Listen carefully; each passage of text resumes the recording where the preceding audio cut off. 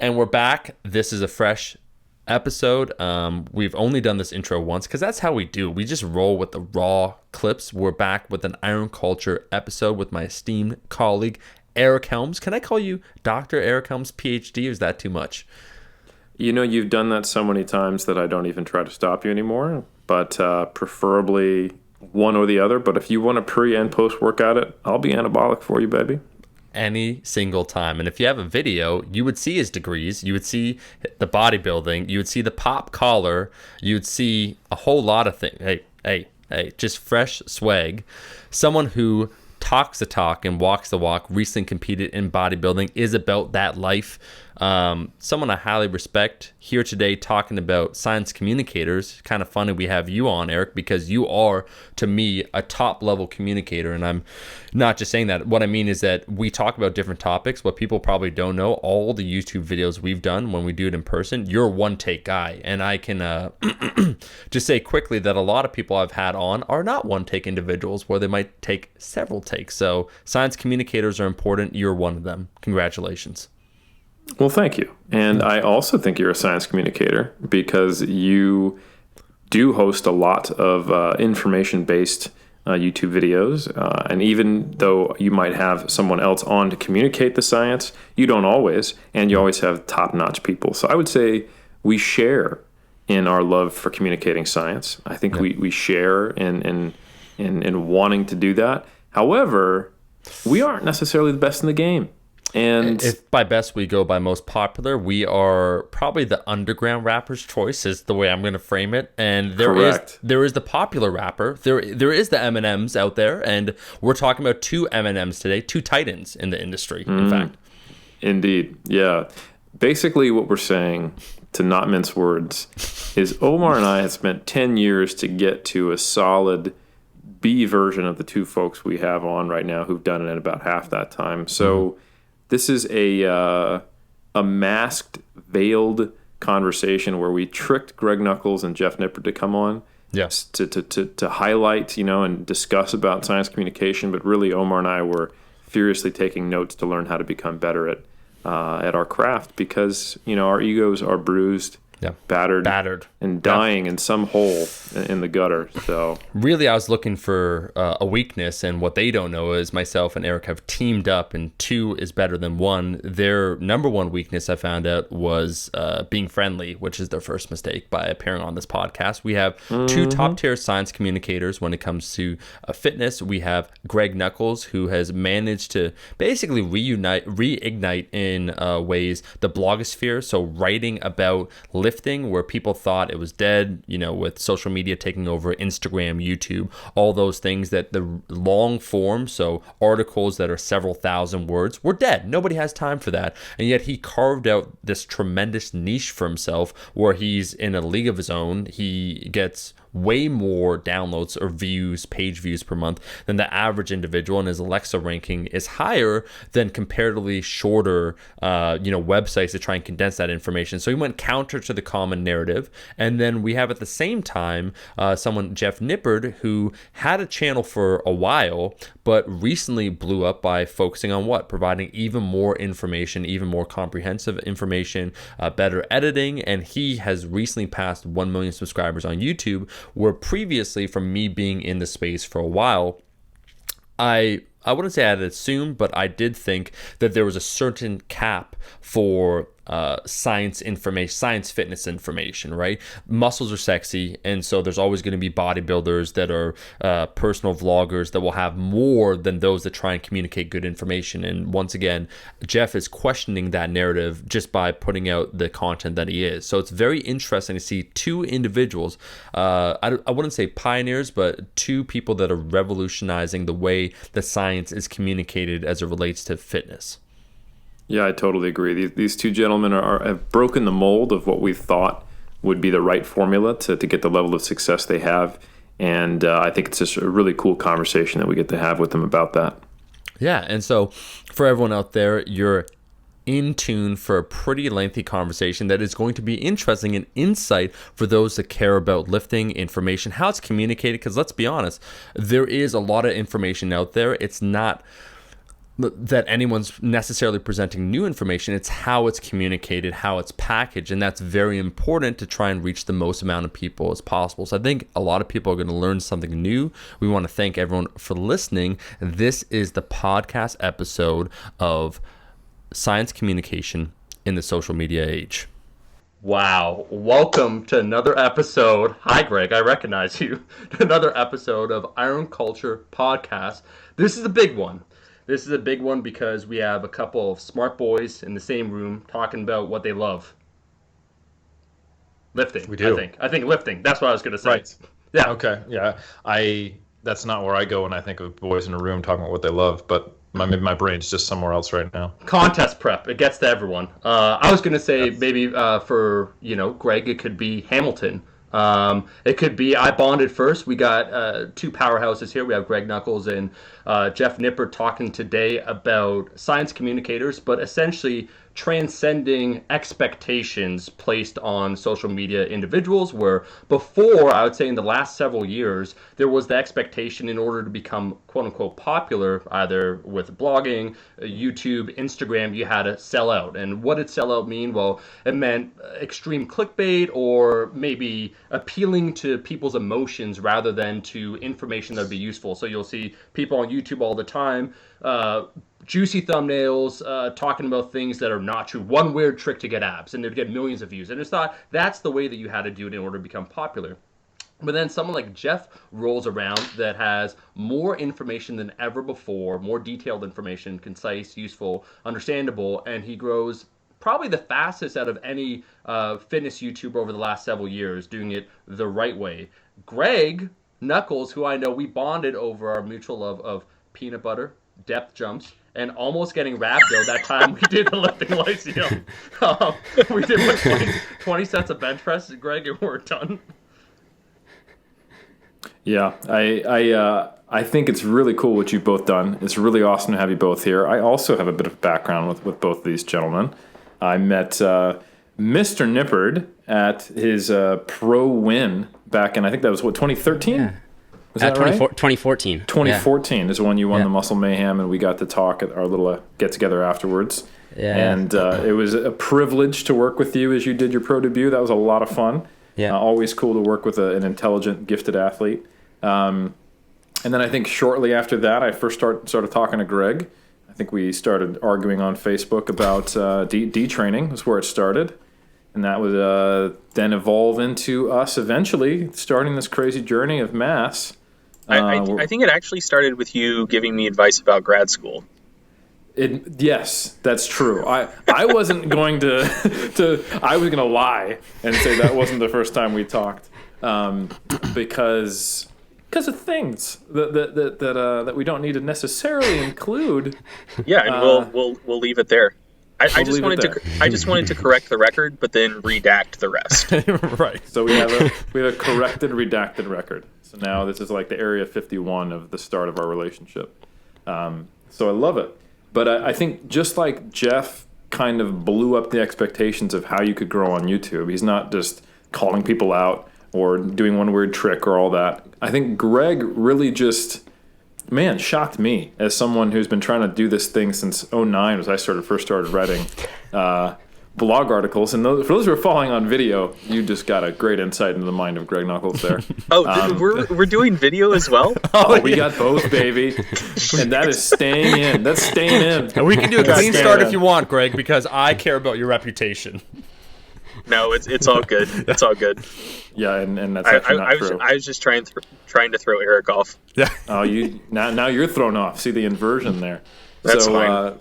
So yeah, Greg. So as someone who has tried my whole career to make complex stuff be digestible by others, and thinking that the pathway to that was being more concise, writing shorter articles, limiting jargon, Greg has done that, but yet also gone even more in-depth and more complex and has some of the longer articles you'll see, and then paradoxically, in my limited, foolish mind, had his website become one of the most read blog sites in the kind of lifting intellectual sphere. So it's just our privilege to have these two people who are better versions of myself and Omar on our podcast today. I feel deeply uncomfortable acknowledging that descriptor, but thank you for having me on. My pleasure to have you uncomfortable. Yeah. Well, they're just facts, right, Greg? I mean, like, if you are leading in that space, then you are, right? The numbers don't lie. I mean, the data doesn't lie, wrong. right? Yeah. Well, if I can, like, just say, like, on Greg's behalf, I think it's really interesting that Greg has managed to do this not only because of the long form content, but also, like, I think there's this impression that blogs are kind of like on the way out, as like written form blogs are sort of a thing of the past, but yet yours is still going super strong, Greg. So I think it's doubly impressive in that sense. I could be wrong because I feel so far removed from that space anyway, but to me as a YouTuber, it just seems like if I was to advise someone on how to make it now, I would probably say YouTube, Instagram, but you've clearly run counter to that. Yeah, so I think people look at it possibly the wrong way, and I think they conflate traffic with traffic growth. So like blog traffic internet wide is still strong and is still growing just because more people are getting on the internet and people use the internet more than ever because that's the world in which we live.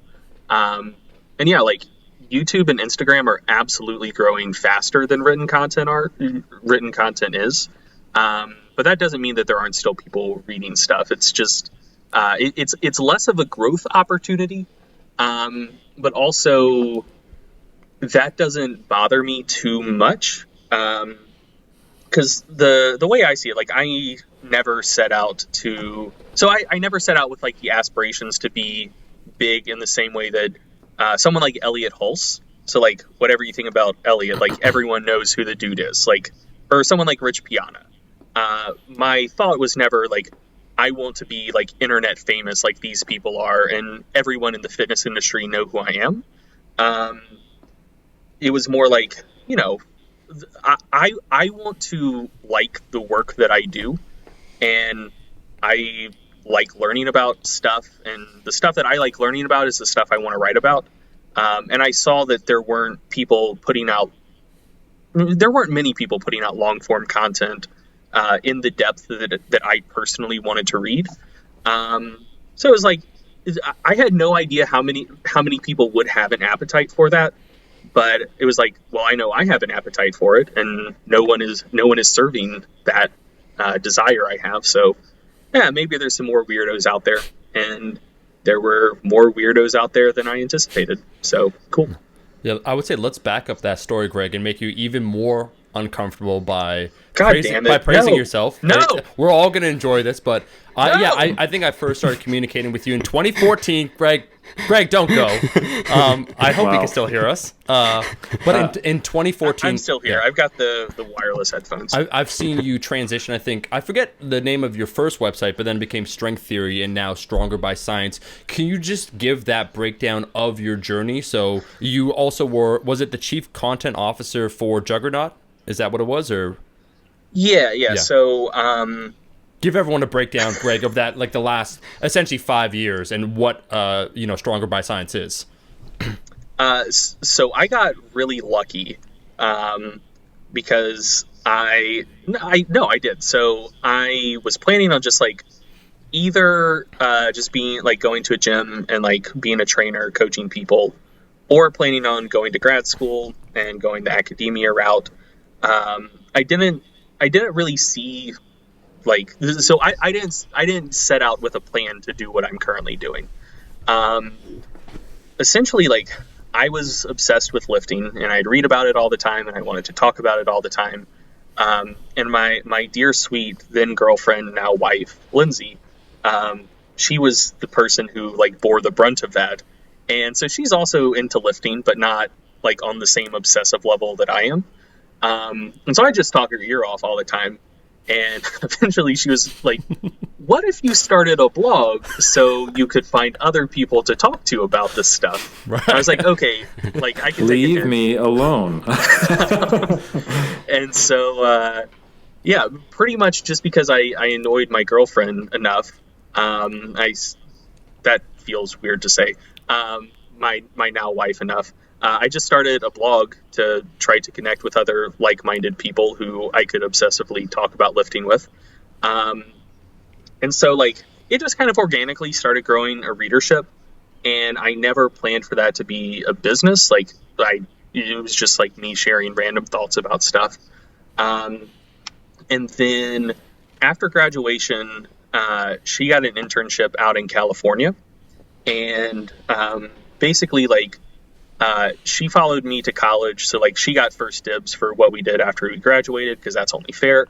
And she was only guaranteed, I believe, 12 weeks on the front end.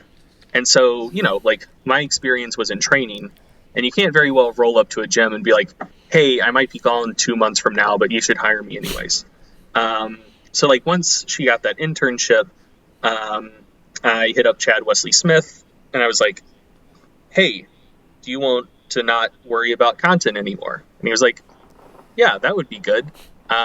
I will pay you to worry about content for me. So got that gig. And so at that point I was working online, still kind of thought that I'd either be going back to grad school really soon, or like once Lindsay got like a more steady job, I'd find a gym to coach at. But, you know, I was online all day, so I had a lot more time to write. And then like during that period, like readership of the site kind of exploded. And then when her internship finished up, it wasn't a great employment situation. So she decided like, no, like I'm not going to stay here. So we were going to move back east. She didn't have other work lined up. And like Chad paid me very fairly for the work that I was doing, but we weren't making enough money for it to be like what we weren't in like a tremendously good financial situation at the time. So I was like, got a lot of readers, like let's see if this can kind of be a business. So then I started like taking more training clients and doing a lot more of that. And then Omar actually got me into like the product side of things. So he read an article that I wrote about sleep back in like 2013, apparently liked it, made a video about it. So I just reached out and I was like, hey dude, thanks for sharing my stuff. And then we just started talking, and we were like, let's do an ebook together. And then we launched the ebook, and I was like, oh, this is better money than I expected. That sounds so familiar. Yeah. So then at that point I was like, you know, let's just try to make this thing work. And so starting in like mid 2014, I started trying to like take it more seriously as a business, and it was more like, this is kind of what I do now, not like this is what I'm doing until I can go do something else, you know? Mm-hmm. And then from there, it's just been a process of trying to grow over time. Amazing. Awesome. Greg, can you give us just some numbers, man? Because I know, is it called the Alexa ranking? What is, not the month, you don't have to reveal details you're not comfortable with, but again, talking about the level of complexity of information you provide for free to everyone out there. It's at a higher level of detail than other websites, other blogs, but your traffic, you would think, oh, he's going into more detail. You know, it's a niche, less people are probably going to read it, but it's actually the opposite. I don't know what numbers you feel comfortable sharing, but I'm an open book. Yeah. Our Alexa score is like I don't check it often, but last I checked it was like 75, 80,000, somewhere around there. Yeah. And our daily readers somewhere around 10 to 12,000 readers a day. Yep. Generally like 9 to 10 if we haven't published something in a while, and then like 40 or 50 when we publish a new article. Yeah. And just for the folks who aren't familiar with those kind of metrics, how does that compare to a more mainstream but larger fitness website, would you say? Oh, I don't know. I mean, so you can't like necessarily assume Alexa score scales 1-to-1 with readers, because they have some sort of like proprietary formula. Don't know exactly how it works. But the estimate I've seen for a site like T Nation is that they get somewhere like 250,000 readers a day. So we're about somewhere around 5% as big as T Nation, which is something. Like it's not like a fraction of a percent. So But I feel you've never all right sold a about that. product called Anaconda or Blue Indigo, so there is that, Greg. That is true. That is true. I guess probably a better comparison I probably could have teed up for you there would be how it compares to other similar sites rather than the mainstream stuff. Like strong lifts. Yeah, Greg. That guy, Mehdi, the 5x5, what's his website called? I have no idea. Okay. Good. I mean, I really don't keep close tabs on other sites. I just know that we're doing pretty well. Greg does everything you're not supposed to. It does not survey the competition, see what other people are doing, doesn't track their growth compared to his own. He's like, I like lifting. I want to talk in depth about it. I'm going to write some fantastic articles and grow that readership. Well, I'll say it for you if you need me to. When you set up a business, you're supposed to have like an avatar, like the person you're trying to get your content out to, who's like your ideal customer, blah, blah, blah. And so, like, I feel like that's the only, like, market research I need, and my avatar is me. And so, like, as long as I'm into what I'm doing, thus far, other people have also liked it. So, like, whatever. Well, I can definitely say for you that having looked at some of the other websites of popular, I'd say, fitness intellectual science communicators, folks who write nerdy long-form content, I don't know of anyone that get close to your numbers. So I think that's the point I was trying to get across. That's what we're trying to get, Greg. Thanks for fumbling it. Sick. No, so I mean, this kind of snowballing off of that. Like, I think one of the things I've done well is not pay attention to what other people are doing. Truly. Yeah. Because like ultimately, going back to what I said before, like you can either try to be someone that everyone knows about, or you can try to like dominate a niche really, really well.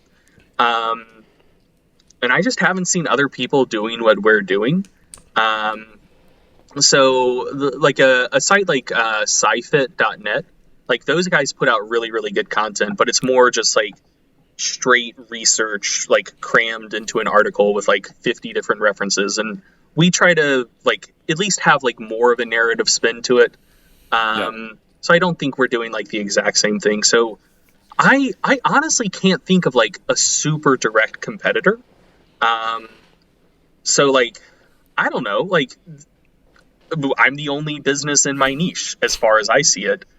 So like, I don't care what other people are doing. Like they're not in my niche. And if other people move in, I think that's awesome. Cause I think ultimately that will draw like more people into kind of the nerdy little bubble I've built for myself.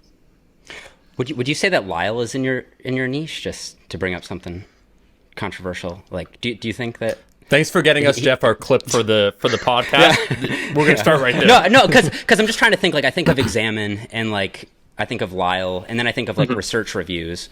But I don't think that anyone has really gone, like the level of depth is just insane. I mean, like the amount of math in your articles is crazy. Like I try to, because I reach a mainstream audience myself, and like the questions I get are just insane. Like, you know, not to discredit any of my subscribers, but it's just like, this must be the first time you've heard of any of this stuff, right? Like what is a macro type questions?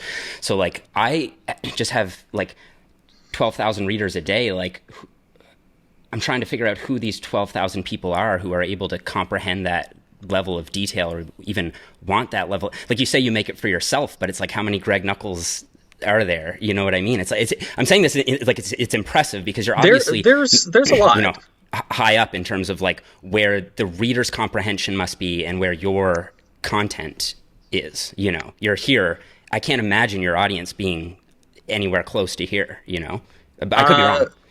Okay, so one of the things I do is I attempt to make content that you don't necessarily. So you need like a basic level of background knowledge to grasp, but I don't want you to need. I don't want you to need like a degree's worth of like exercise science knowledge to grasp. So like, I think like, will this be understandable to someone who is like generally intelligent and knows the basics?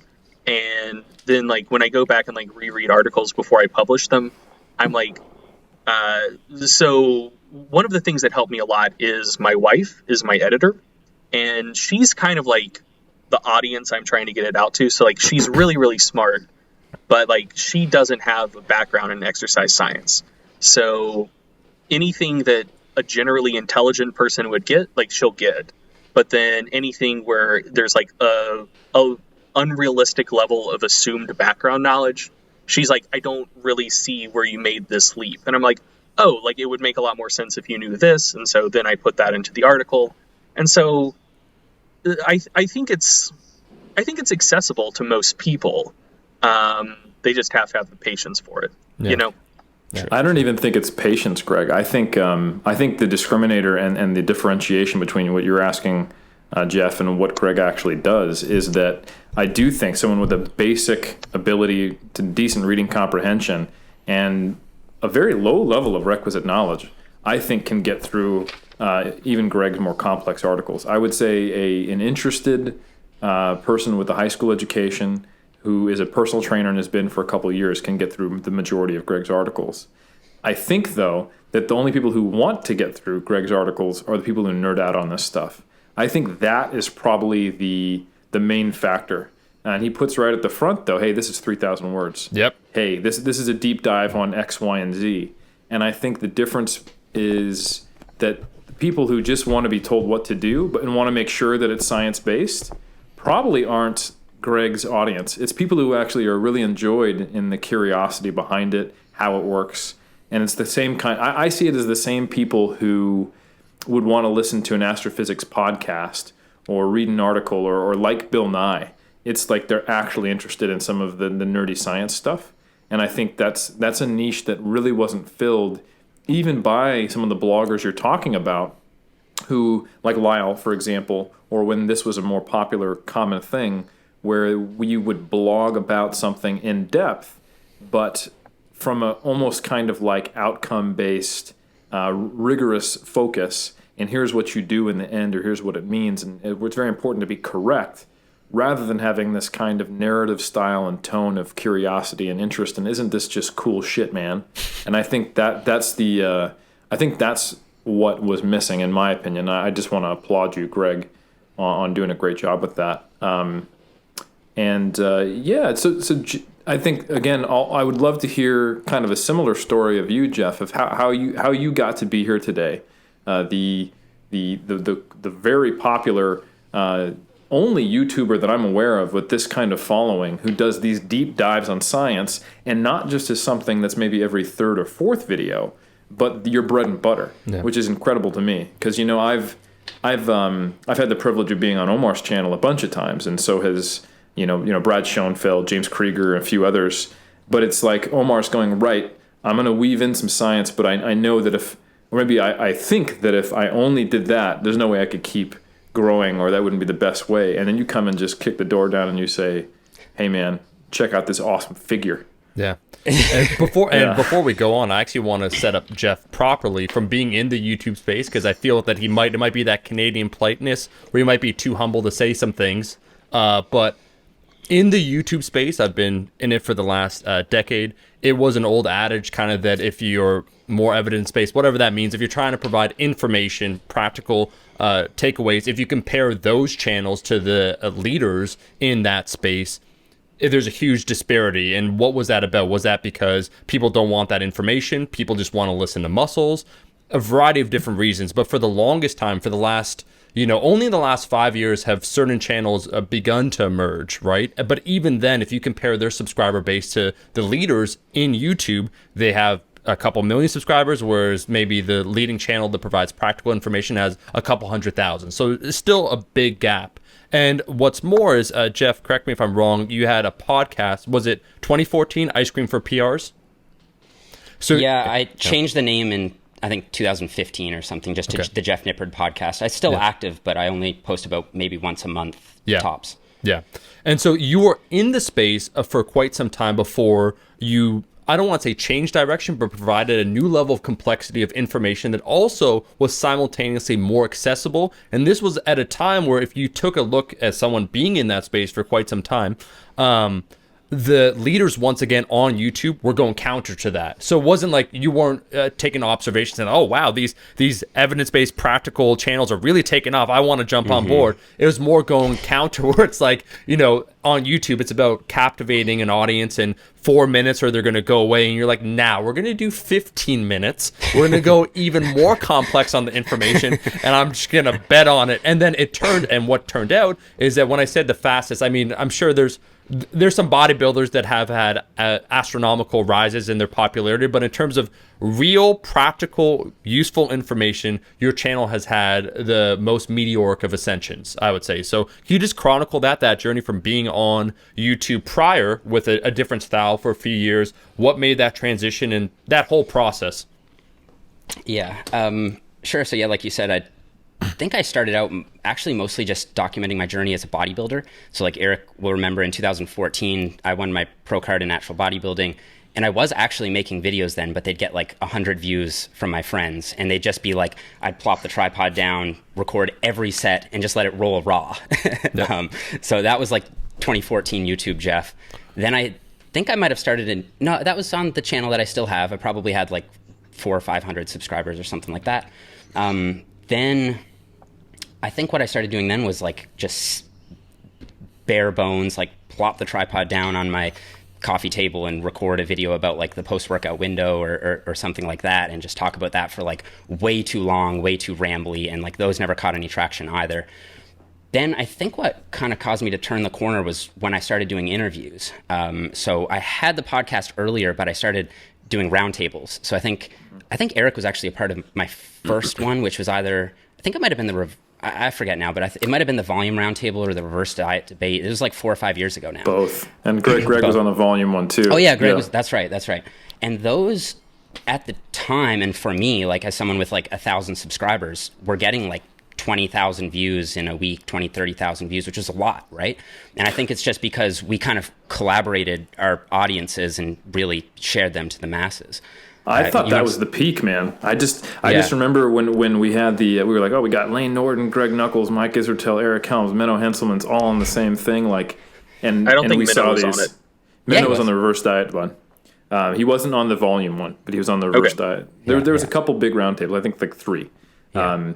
And I thought, like in my perception, when these got like 14,000 views in a week, I was like, this is the peak of this is as good as it gets for our nerd circle. Well, and it's like because we recruited Menno's mom and my mom. Yeah, exactly. So the crazy thing is I just, my last interview was with Eric Trexler, who is, I think, the director or the research director with Stronger by Science, Greg's website. Yep. And that video did 100,000 views in one day, and now it's over 250,000 views, and it's like an hour and a half long, and we're just talking about metabolism. So like it's pretty crazy how much that's grown. And I think that is a function of just me changing my style and like learning from, it took me a long time. Like a lot of people will see the rise as like meteoric, like it happened really fast, but it really wasn't at all. Like I uploaded my first video to YouTube, I think in 2012, and it was just a bodybuilding video on a different channel that I'm not active on anymore. And then ever since then, I've just been kind of refining it. So that's like 7 years, right? But anyway, I think that what turned the corner and was like my first taste of like somewhat semi-viral content were those interviews. And I think the volume roundtable is like close to maybe 250,000 views now too, which is pretty crazy given how long the content is and how, in retrospect, poorly structured it is. I mean, like I watch them, I just like occasionally I'll go back to get clips, and I'm like, oh my goodness, like as an interviewer, I just feel like I did this all wrong. And let's run it back. Well, hey, I'm down. I mean, yeah, why not? That's a great idea. I've done that with so many videos now because I just, anytime someone will like send me anything from my catalog, it's just like, ugh, like I can't believe there was a time I published that. But anyway, those videos included. But still, nonetheless, it's not that the information wasn't good. It's just like I feel like my software was bugging. I had poor audio. Like the content wasn't organized enough, in my opinion. Anyway, but those I think were my first crack at the can in terms of like the YouTube algorithm. And then I think what I just started to do was just really focus on the quality, probably more than anything. Like I eventually did a video where I was like, I'm going to spend more time on this than I normally would. It was a back training video. And I was like, I have all this information and articles, so on and so forth. Let me really try to integrate this and like put my editing skills to use, because I kind of developed an interest in that and a knack for that. And the video popped off. Like it's got over 1 million views now. And then I was like, well, maybe, there's something to this. Maybe I could try to replicate it. And that was what eventually started my Science Explained series. And most of those videos have like at least 500,000 views now. And most of those videos will have a reference trail of like, 15 to 25 articles. And those gained a lot of traction. So I kind of just kept going with those. And then started to expand my content because I didn't want to just be doing that. And then throughout all of this, I think what may have been a big part of the backbone, like in terms of my rise, was probably I did keep this ongoing personal connection in terms of like my own personal journey. So like people would still see me go through like my cutting and bulking cycles. They'd see me if I was competing in powerlifting or what have you. I would still document that. I would still show some of my personal life, what meals I'm making, that sort of thing. So people who may not necessarily be interested in a video on muscle memory or something might watch it anyway, just because they feel interested in what I might be up to or what I have to say. So I feel like that was a big part of it as well.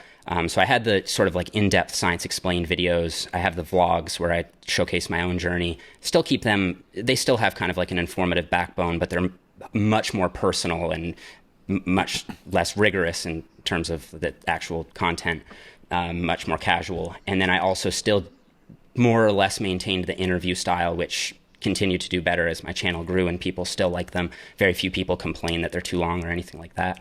And I feel like it was really probably those 3 bits of content that worked for me. And now I've continued to evolve that into different types of series and so on. But those were kind of what took it from like a pretty big channel, but still within that, I guess, like science-based echo chamber to some extent, to like now I have people who are still very interested in science to people who's like, this is their first YouTube video they've seen on fitness. And it's just a massive range of knowledge bases.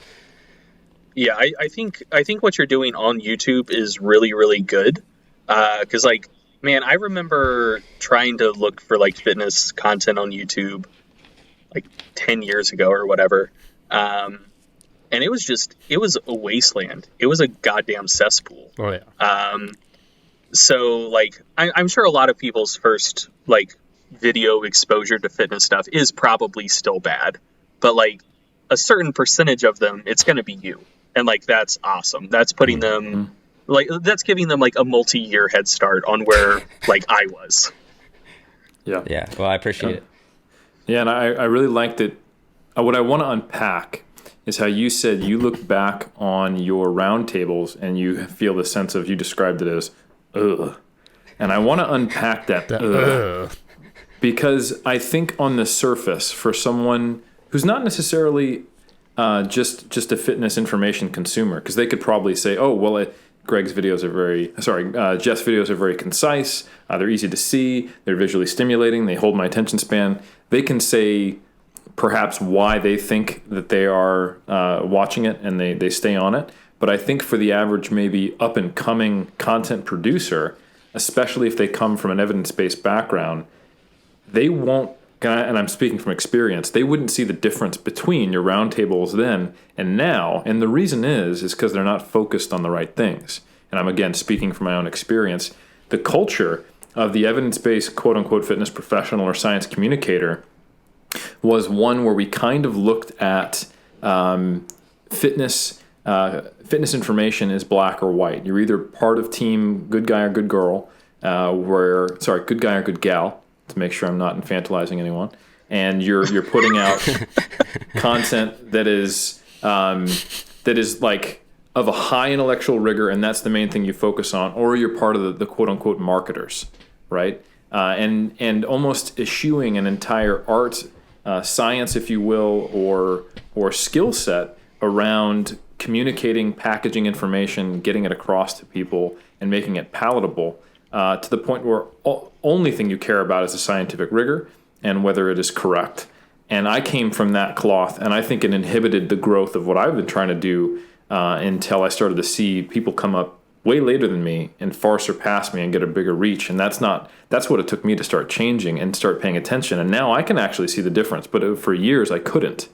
And I think you guys are both leading a bit of a paradigm shift in showing the attention to those details. And I think, Jeff, everything you talked about is a contributing factor. Greg, I think Lindsay is your trump card because you have someone. Yeah, absolutely. And I've seen that now working with her en masse, as she has just an incredible wealth of knowledge and skill around communication, marketing, and packaging things and getting it across. And I think that really can't be undersold or underplayed. And the amount that the quality of the video or the way that a blog post is written goes into how it's read versus just the raw content itself is something that the average kind of science nerd probably doesn't even know matters. Can you guys comment on that a little bit? Do you want to go first? You go ahead. Oh, okay. Canadian standoff. But no, like, so I'm gonna out Canada you every time.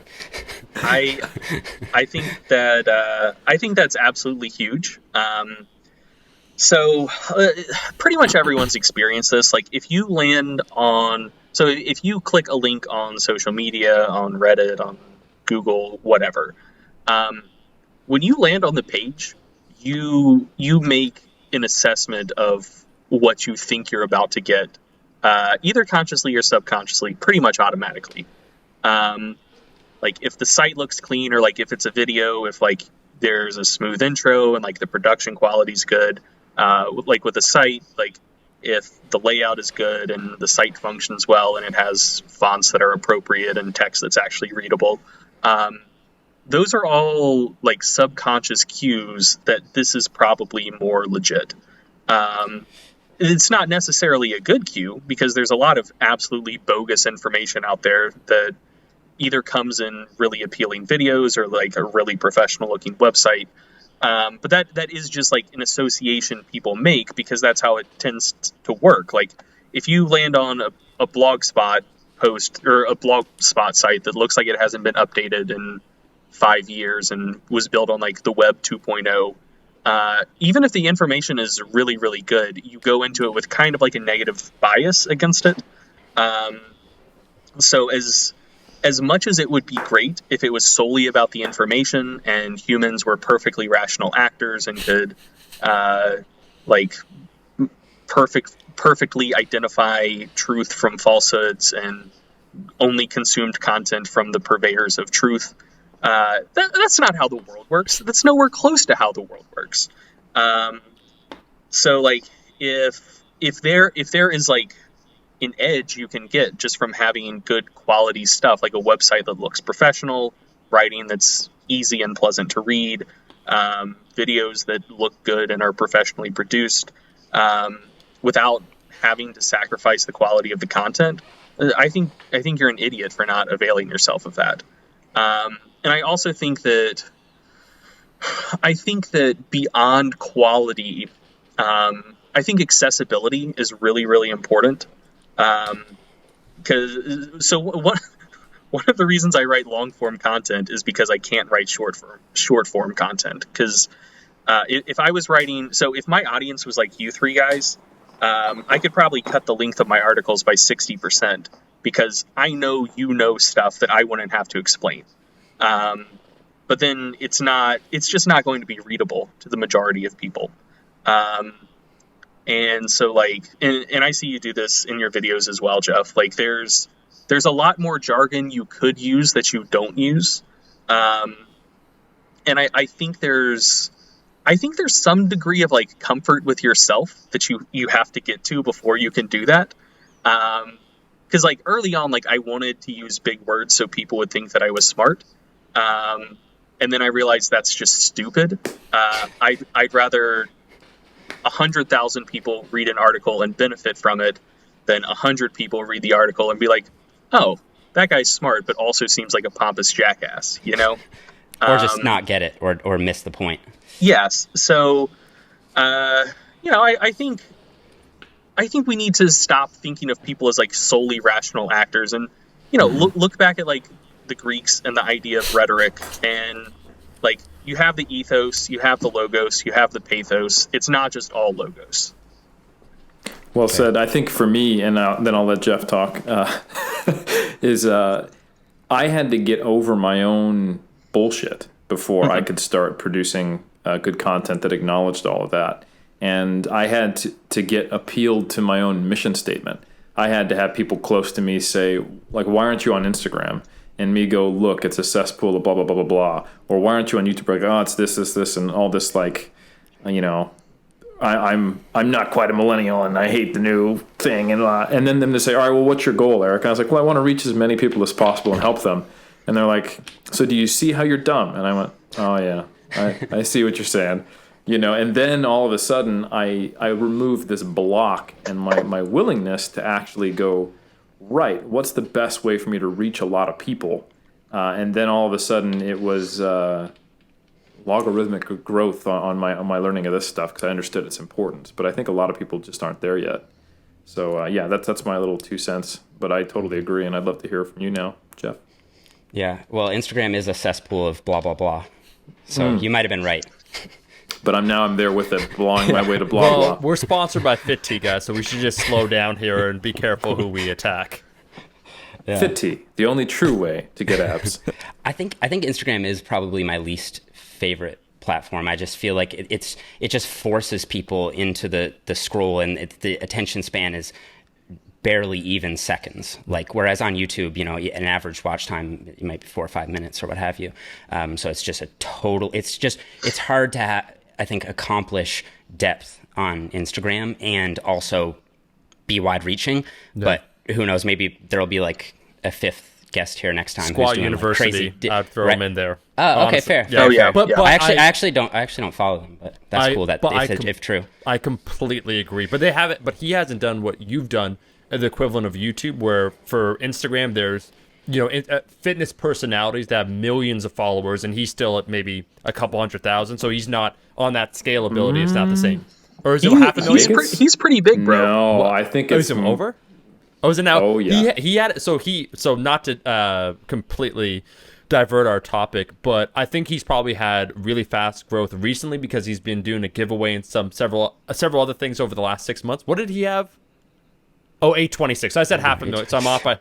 We gotta give Dr. Aaron Horschig some props here. He's close to 1 million followers on Instagram, and I actually think the landscape's quite similar between YouTube and Instagram. Mm-hmm. It's largely bad. The YouTubers are what you say, a couple shining beacons of good content. Because honestly, I think we have about 80% of the good channels on this podcast right now on YouTube that are also have a lot of followers. Well, I just think that the platform, in some sense, has to determine the content. So, like on YouTube, you have the opportunity to produce super long videos like this, where you might only have, like 1,000 people who make it all the way through, but still, think about the amount of watch time that is. It's enormous. Whereas on Instagram, even if you have a nice post from Squat University, let's use another example from science person, there can only be so much depth that you can fit in the caption unless you're going way down into the comments, or if you're posting multiple times a day, which, you know what, maybe there's a way you could do it, but it's just, I don't think that you could accomplish the same depth, at least not as easily as you could on YouTube. Yeah, I think that YouTube 100%. Is actually, especially at the moment where it is kind of trendy, and I can get to that, but it's trendy to give information on YouTube now. People really like it. And I think it in part probably is because of that history you've talked about, where like you've had all of these bro scientists and just like vapid influencers, so on and so forth, who've dominated the field, and now people are ready for something with substance, I think. And that's the feedback that I get a lot. It's like if I go to an expo, they'll be like, you know, all of this, like people who are fans now, but they'll be like, you know, I like that you're different from all of this sort of thing. So that they're looking for something that's counter to the state of the current culture, I think. And that might have been part of my success. But I think that what I wanted to comment on was Greg's point about the visuals or the appearance of professionalism. There was a study, and I don't remember anything about it, but I watched a crash course video on it, so maybe you can link it in the show notes, Omar. But it basically, I forget what the website was, but it was like some kind of like food and safety website or something like that. And they had an actual government official website, and they showed the subjects that, and then they showed the subjects some blog, but it was a food blog basically, right? So you can probably imagine the level of depth to it, or the legitimacy of it.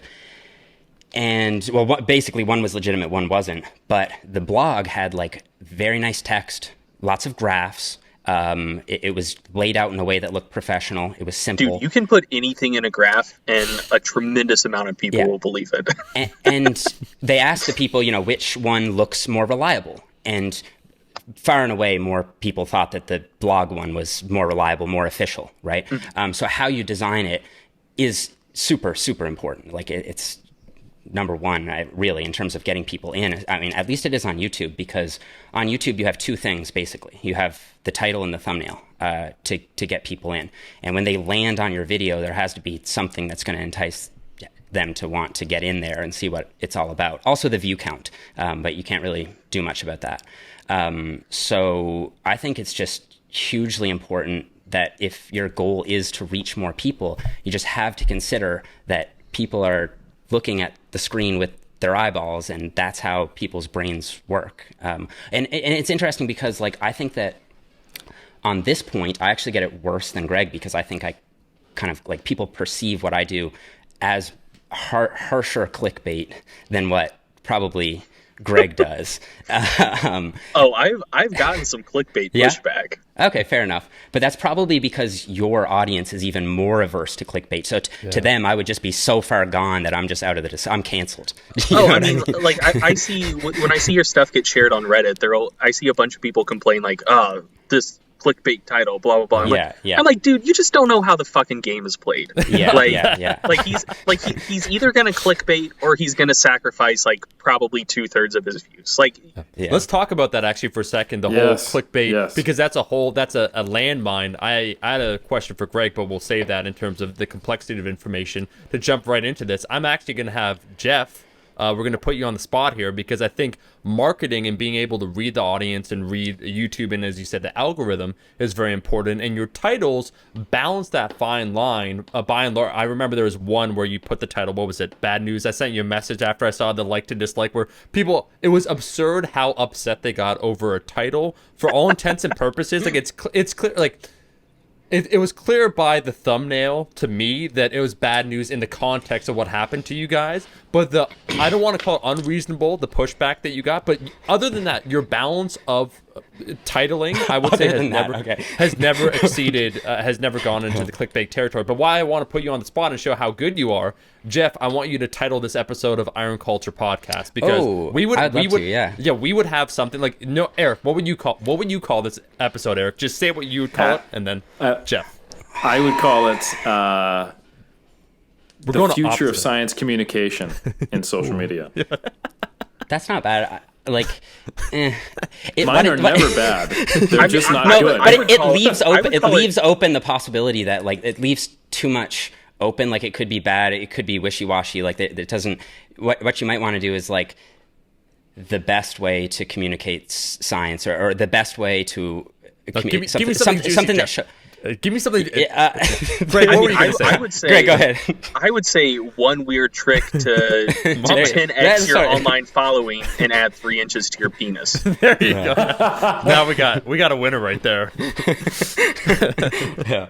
But what was the original question? So, what would you title, as an example? What would you title an episode like this, as an example, to go into your mindset of how titles you are title. Interesting, because, like, I take them so seriously that sometimes I'll plan the title before I plan what I'm going to do. Only a content creator it usually would know comes that, to me over the course of, like, I'm not exaggerating. It's probably like at least a week. And if it comes to me, I'll put a note in my phone, and usually for every video there'll be like 5 different options that I'll eventually like choose from, and I'll send them to like a group of people and be like, which one do you think you'd click or whatever. So like there's a lot of thought that goes into it. So putting me on the spot, I don't know, but like I find positive language, for whatever reason, really seems to do well. Like you want people to think that like this is something really good that they might not otherwise have if they don't watch it. You know what I mean? So like the future of science communication makes it sound like, well, maybe you're just going to tell a story about where you see science communication going, whereas we have more information to offer than that. So like you could say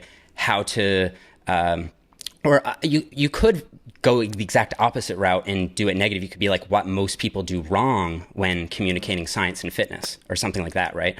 And that does well too, but the reason you don't want to do that too much is that I find that can then attract Trolls. a type of audience that want that call out type of content, and that if that's not what you're doing, then it may not be worth it in the long run. But once in a while, it's probably not going to hurt, especially if the content ends up actually being really positive and not disrespectful or whatever. So hopefully ours should fall in that category. What about something like fitness scammers destroyed with facts and logic? Greg's got this game figured out.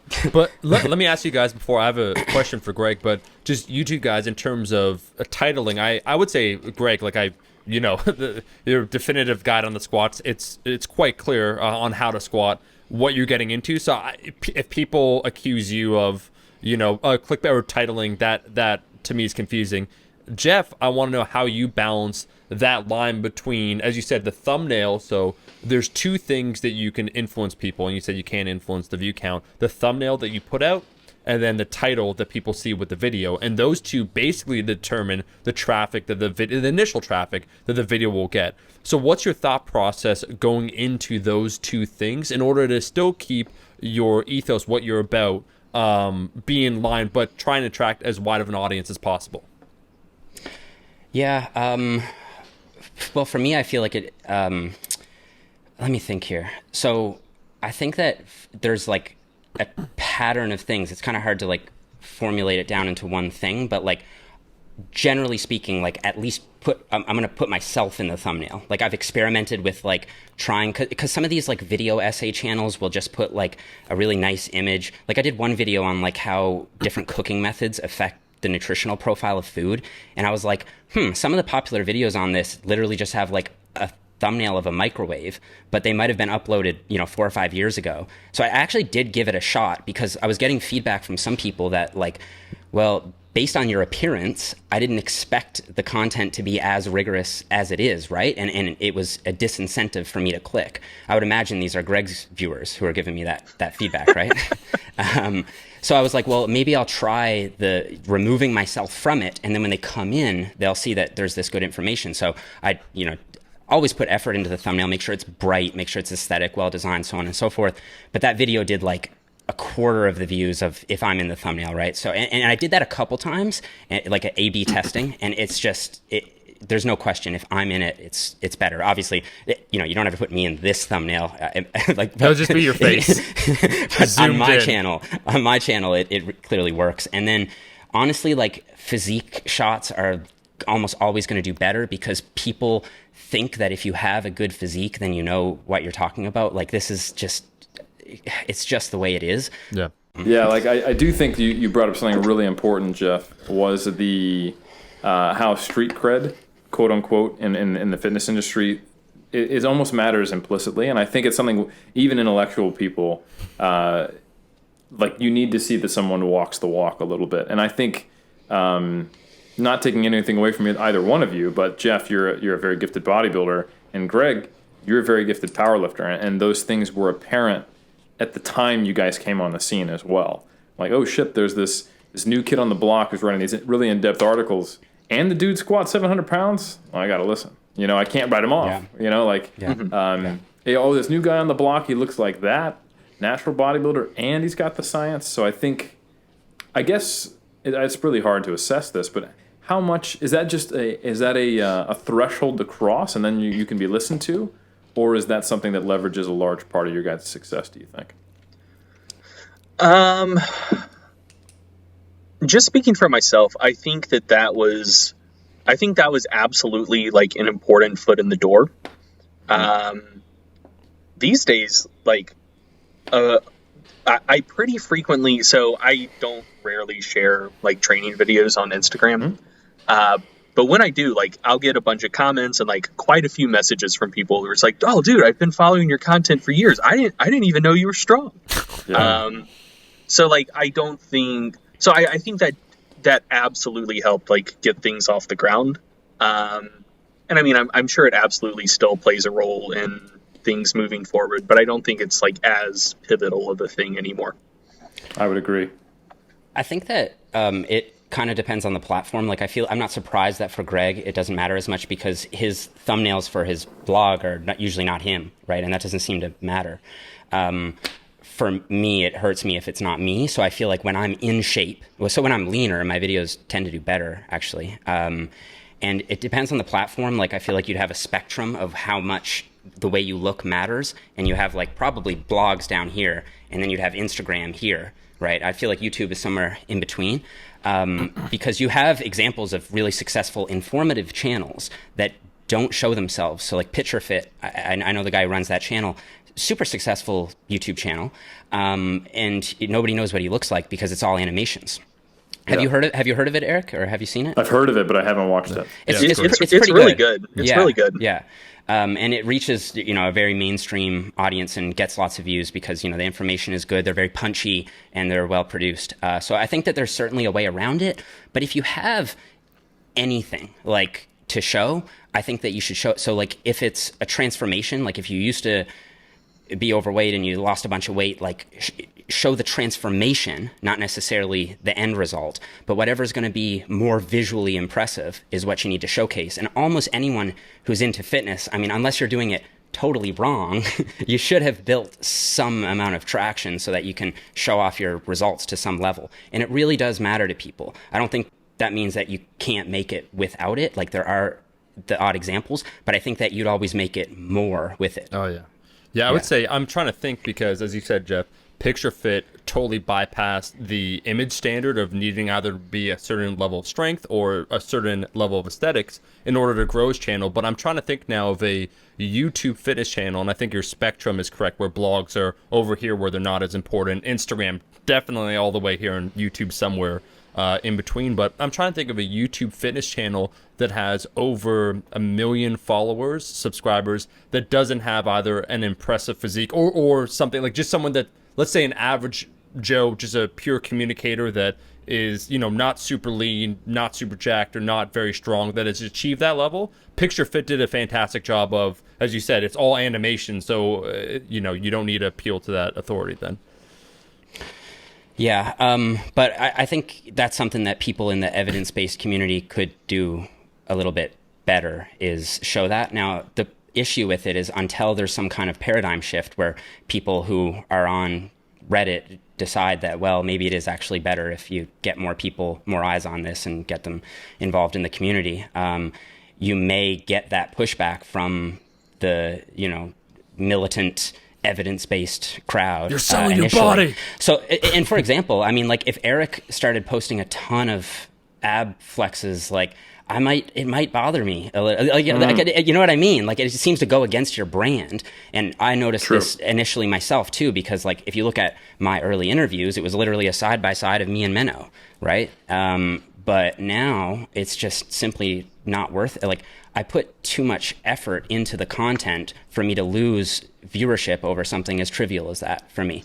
And plus, I'm not really trying to hit that militant evidence-based crowd anyway, because I feel like they already know everything I'm talking about for the most part. They already know Greg Nuckols.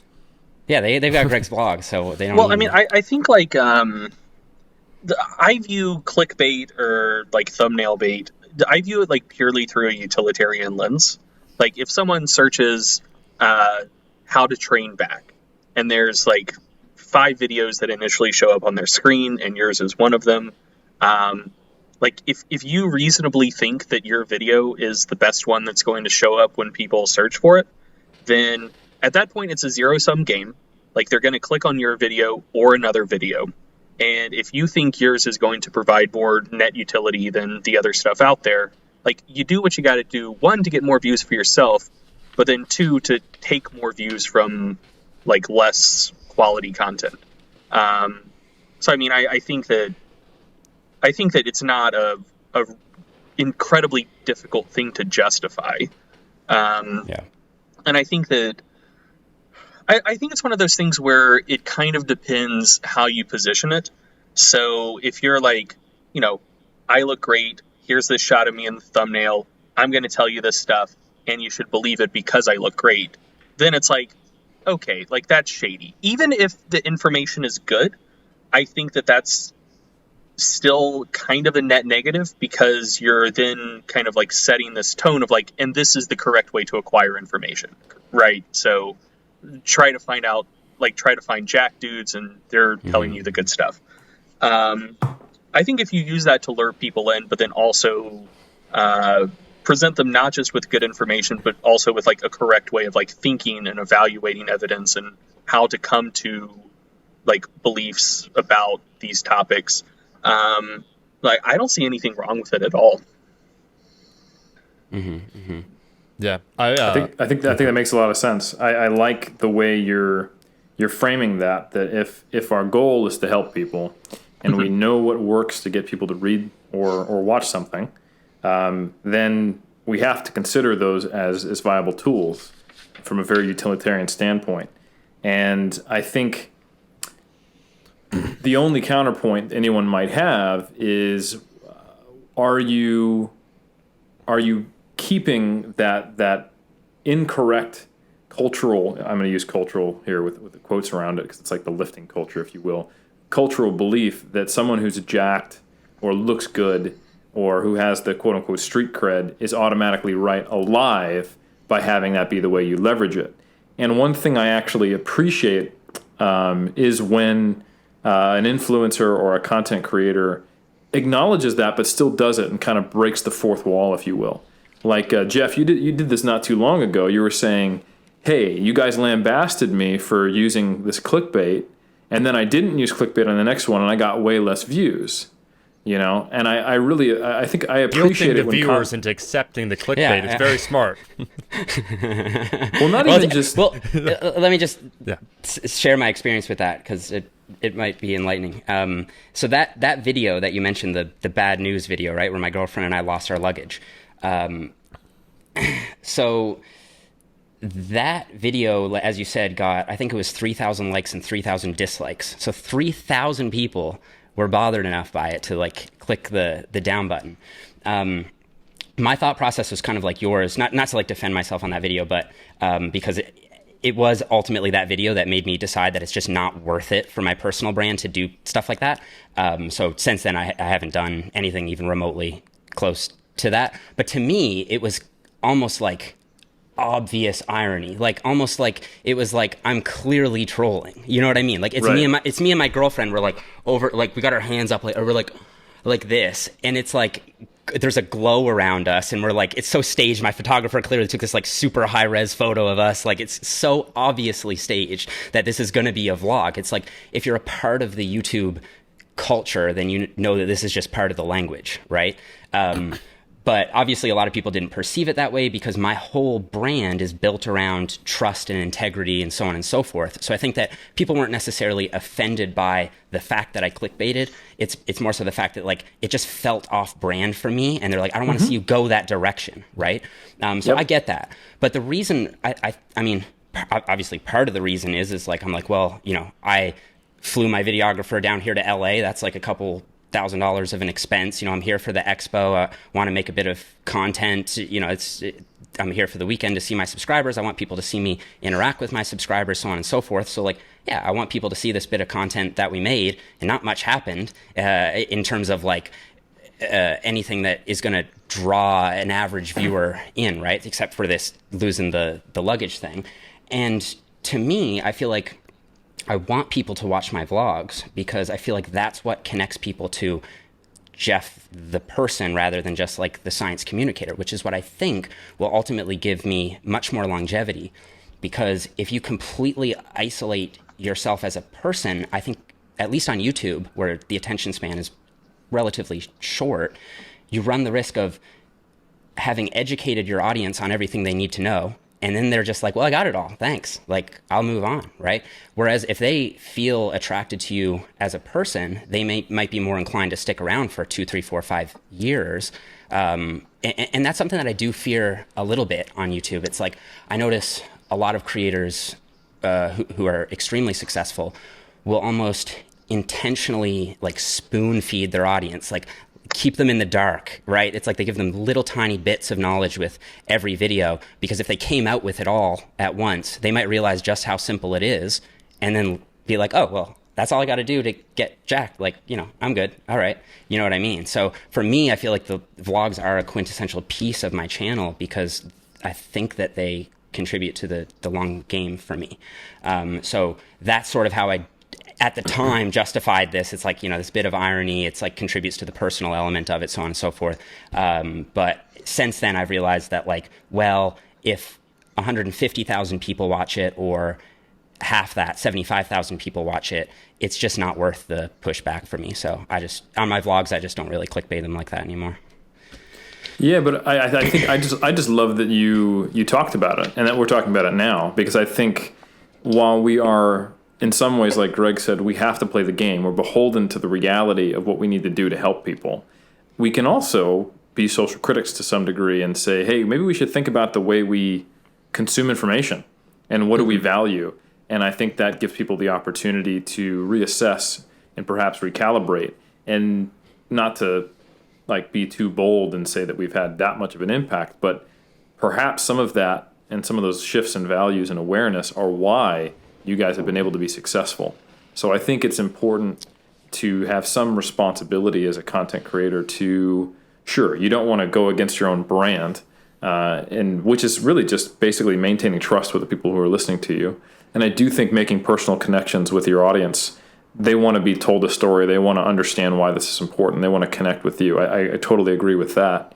And then you also want to not just try to follow what you need to do to produce content, but in some degree lead and say, hey, if we're valuing the wrong things and that's getting in the way of us getting better, then maybe I can spend some time talking about that. And I think that's just, I just want to say I appreciate that's a part of the of what you guys have done. So yeah, I think that's just really interesting. That in many ways, you even though you've established this huge following, you feel like there's things you have to do, And I think that's almost something that people don't quite realize. They think, oh, if you can get that snowball rolling down the hill, then you can do whatever you want. But the snowball doesn't roll if you don't play the game. Yeah. One other thing on the point of clickbait I just thought of was I feel like the only, I think, critique of it is that it kind of sets you up for a slippery slope. So like at what point, and everyone may have a different viewpoint on this, and mine might be different from Greg's and Omar's and, creator. But I think that you have to have some line in the sand that you just don't cross. Like I kind of have one for myself. Like I'll never modify my physique with Photoshop. Like I could easily do that. It's really tempting to like just make the shoulders a little rounder on a shoulder video. It's like, well, it'll get more people in if my shoulders look a lot better. But like that just seems really unethical and has the potential to really backfire. Other things, like there's just certain words that like I just feel like are just not worth it. Like tone and like stuff like this. It's like, yeah, if I'm trying to reach a female audience, that word is great. And I'm tempted to use it because once you get in the video, you're going to figure out that what I mean by tone is fat loss. But it's still kind of like, it's just so cringy to me that it's just not worth it to do it. And so if someone was going to say, well, you have Jeff who's like, you got these like highly edited thumbnail, super high res physique pics from like one hand picked out of 100 taken and the bold text and so on and so forth, like it probably crosses that line in the sand for them, right? So I feel like perhaps, as a community, it might be important to have some sort of discussion about like where that lies. Like at what point does it start to not look academic to the point that like it almost doesn't matter what's in the videos anymore, because that's going to be your public perception? That's something that I think about a bit, because I know that I flirt with that boundary probably more than anyone else here. So well, I don't know. I haven't figured it out, but I think, as you said, though, Jeff, it depends on the intention and the type of information you're attempting to convey. Where someone that, I don't know if Greg or Eric knows this person, but Christian Guzman is his name. who has a very successful channel, and I actually think when it comes to vlogging, he does a very good job of how he organizes his videos, how he conveys that information. It's a personal journey, however, and so he's actually now infamous for his clickbait, for the titles that he'll have. And so when you use a title like Bad News, it seems counter to what your brand's about. But for someone like Christian Guzman and what he's about, that's just par for the course, and people have come to expect that. So maybe almost, I don't want to say they expect more from you, but due to the nature of your content also influences people's expectations. I do want to shift just quickly, because I do have a question for Greg that I've been curious about, and it's actually really interesting because can I just comment on that last topic of conversation? Jeff, I don't actually think you're particularly close to the line. So I Let's opens up Adobe. no, so here's the line. Well, I think that's another issue. When Greg says, "Well, actually," shit's about to get real. That's how I know. Well, actually. Well, so I think the main thing you want to preserve, right, is that whatever you do, people don't cease to take you seriously, and by extension, cease to take seriously the information you're trying to provide to them, right? And one of the channels that seems to be absolutely killing it is, dang it, what's it called? Athlean X. Yeah. And I haven't watched much of his stuff. I think it's kind of scaremongery, but again, I haven't watched much of it, so that could be an incorrect read on the situation. But it seems like I don't think that guy photoshops himself, but he uses every other clickbait tactic in the books. But when I see him being discussed on Reddit or on forums, there's a lot of people that just hold him up as the god of distilling pure information to the masses. And so it doesn't seem like he's crossed whatever theoretical line that is. And I think you're at least a solid 2 or 3 steps back from that line relative to him. So absolutely, I would certainly not recommend you do anything you don't personally feel comfortable with. But I also disagree that you're particularly close to that line. So maybe with your current audience and what they've come to expect from you, you might be near that line. But in a more fitness community general sense, I don't really think that's the case. Yeah, I almost never get it from my actual audience. I'll almost never get a comment saying "Oh, this is clickbait," but I just, I'm aware of the feedback from, like I said, the militant, evidence-based crowd. I'm calling them militant because they're against me, right? Yeah. But there's a group of people who find it's too far, and so you hear the criticism louder than the praise, I suppose. Now, Jeff, I mean, there's that type of criticism no matter who you are. Yeah, fair. I get that style of criticism as well, and it's well, why do you have to editorialize and give all of this background information? Just share the article, and if your audience isn't dumb, they'll read it for themselves. And it's my business is predicated on the idea that no one reads the articles for themselves. That's why I have a job. Yeah, it sounds insane to me. So yeah, I mean, there's people who are going to be pissed about that regardless. Now, Greg, that's very cute how you try to divert and go off on a tangent so I couldn't ask the question, but I'm coming right back to you to make you uncomfortable. Don't think I don't know this, bro. That is very un-Canadian of you, Omar. Oh, well, that's why I get accused all the time. It's wait, are you from California? They can't even suppose that I'm Canadian by the way I act, and I like it. What I was gonna say is that whereas Jeff's content, where he gets more complex and he gives the visuals and all that information, it makes sense then when he wants to transition to making products or information where you go from a visual medium to perhaps the written word or a combination thereof. So I get that transition and where he would go. With you, what was fascinating with me in observing this and just being along for part of that journey is the fact that the level of detail that you give with your articles, the old adage, and we've seen a fitness influencers, writers throughout time, they give a little bit up front and then you got to pay for more. You got to get the book, right? I'll give you an excerpt from my upcoming book. So I want to talk about the ketogenic diet. I'll give you chapter 2, right? But if you want the rest of the chapters, you have to buy the book. And you went completely counter to that. And not only that, your business model is quite successful. So it's not like you gave it all up front and you're suffering as a result and people are just reading your articles and there's no way to support yourself. In fact, it supports your model. I'm just curious what your thought process was behind that, where you wrote the definitive squat guide, the definitive deadlift, bench press, which go into more detail than any other article. And for all intents and purposes, you could have packaged that up and sold it as a standalone product. You give more information than anyone else while still retaining a high level of readership. And then what's further, people support you by buying either mass or the products, the other information you give out. So it seems almost counter to the traditional marketing tactic of give something up front, but then leave them wanting more. You're like, here's all of it. P.S. Like, yeah, I got some more stuff you want to learn. Like, you give a lot up front. Can you explain the rationale? I know you said that you like to write for yourself and appeal to yourself and people follow along, but I think it's incredible. And to me, that's one of the most impressive feats. Oh man. So the thought process from a business perspective is that there's not one. I love it. So like I'm not like a very materialistic person. And so like for me, as long as I'm making enough money that like I'm not going to wind up living under a bridge somewhere, like could I optimize things further to make more money? Oh, absolutely I could. Like that's not a question. But it's also like I just don't need to, because I make more than I feel like I need, and so like I'm content with that. So I'm not necessarily recommending people try to follow my business model if you're trying to make the Forbes list or something like that.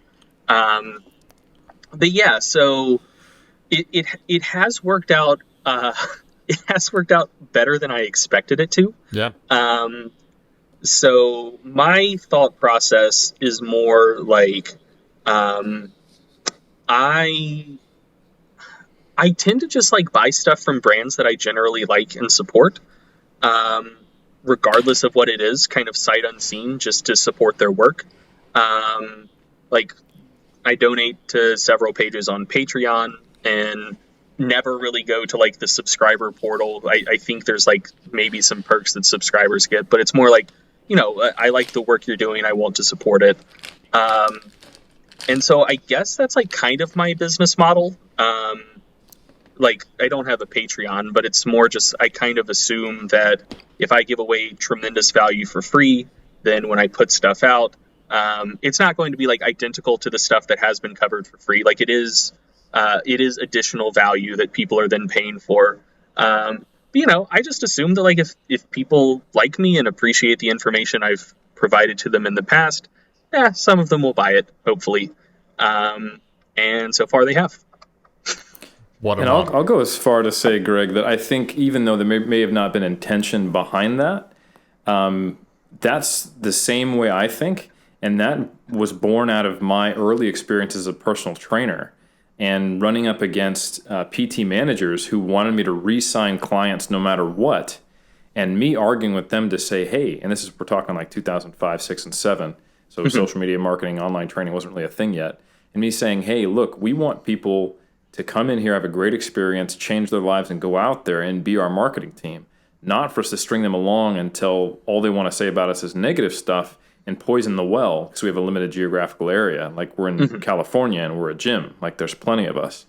And just having these not like long, dragged out, month-long arguments with PT managers. And I brought that into my business, and I've done the same thing as you have. I've put out tons of free content, and I was blown away by the fact people wanted to buy my books because they could pull from all the extant parts of the internet and put it together. But I think, one, there's a difference between kind of a scarcity and a abundance mindset. Like the whole idea of don't give them everything, leave something and hold it back. It's almost like assumes like you got stranded on a ship with the 100 people, and they're the last 100 people on the earth, and some of them want to do fitness, right? So you've got to make it to the rest of your life where they'll trade shit with you if you give them fitness advice, when in reality there's a new person who starts lifting every day. And And even though the content might not necessarily grow old, people don't want to watch videos from 2011. And honestly, man, when I look back, they're like, oh, the quality's so bad, or I could have done this better. There's new ways not only is there sometimes useful new science information, please subscribe to Mass, but there's also sometimes better ways of communicating it, or you become a better communicator so you can do it better. That's why there's a second edition of the pyramids, that kind of thing. So I think despite it just being really your personality, I think it does actually line up with what makes sense from the realities of the industry we're in, which is service, not selling shoes or something like that. Well, Omar sells shoes, but I mean, premium I think weightlifting shoes. I think yes, some of it is artisanal. I think some of it as well with like selling a product is people to some degree are paying for the convenience of not having to put everything together themselves. So like with the pyramids books, like the stuff in there, you have written in articles elsewhere, you've said in videos elsewhere, but like when people buy those books, then it's like laid out sequentially, one thing builds on the next. There's a difference between having a lot of finite bits of information in your head and knowing how to like cohesively put that together into a model that's going to help inform your training, Well said.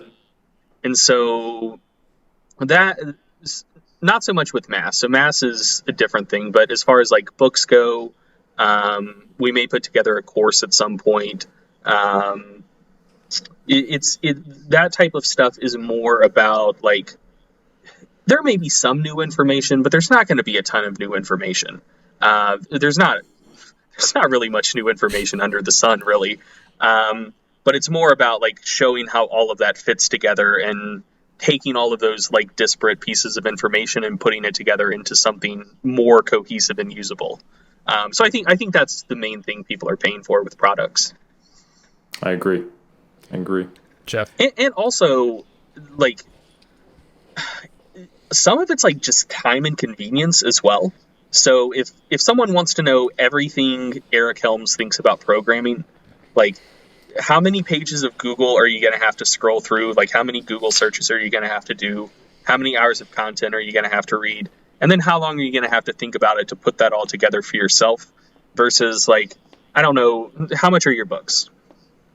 They are, for the bundle, For the low low price of price. $69 and lifetime updates. Is it seriously $69? I think 67, actually. 67. That's the right number. Ooh, that's a mistake. That's a mistake. But yeah, so That's your first basically, like that entire process I described, if you think that it would take you 7 hours to do that, and you value your time at more than $10 an hour, it makes more sense just to buy the books, So yeah, that's the way I see it. Like, and people pay for convenience, and I think products tend to be more convenient than just trying to piece together content from all over. For sure. What is your guys' take on sponsorship? So, like, I have 2 or 3 ongoing sponsorships, and then I do standoff sponsorships for products as well. Do they fit in the community? Are they okay? Jeff's coming to the militant crew to say, like, is it okay, guys? Well, I don't want to preface my opinion on it too much because I want to know what you really think. I shouldn't have even said that I do these because I want to know what you actually think. I liked when you were promoting the body wraps. I think that's a very important and effective product. The fit tee, I'm a little bit less sold on. The frog. What do you think about the frog? Got it, Brandon, take this out in post processing. You're gonna hate the shake weight. The shake weight then. Yeah. Do you remember? Dang it, what's his name again? Mike Chang. We were talking about him before. Mike O'Hearn. The quail egg supplements he sold for like $700 a month. Cool. You said pre-recording you liked that guy. Oh, I liked him. I liked him for a different set of reasons.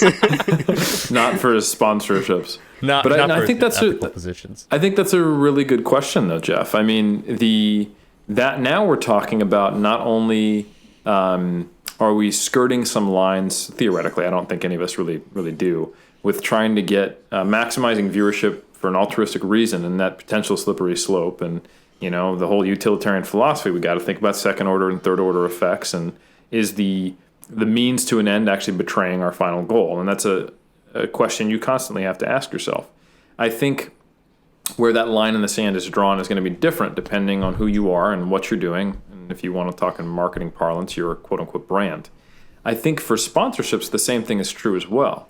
So, for example, I'm a science communicator, but I'm also a scientist.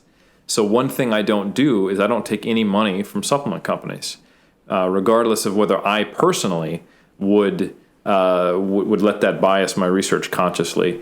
I don't want the perception, because then it can hurt my ability to communicate science. They might think I have a bias in what I talk about. But will I, sell a research review?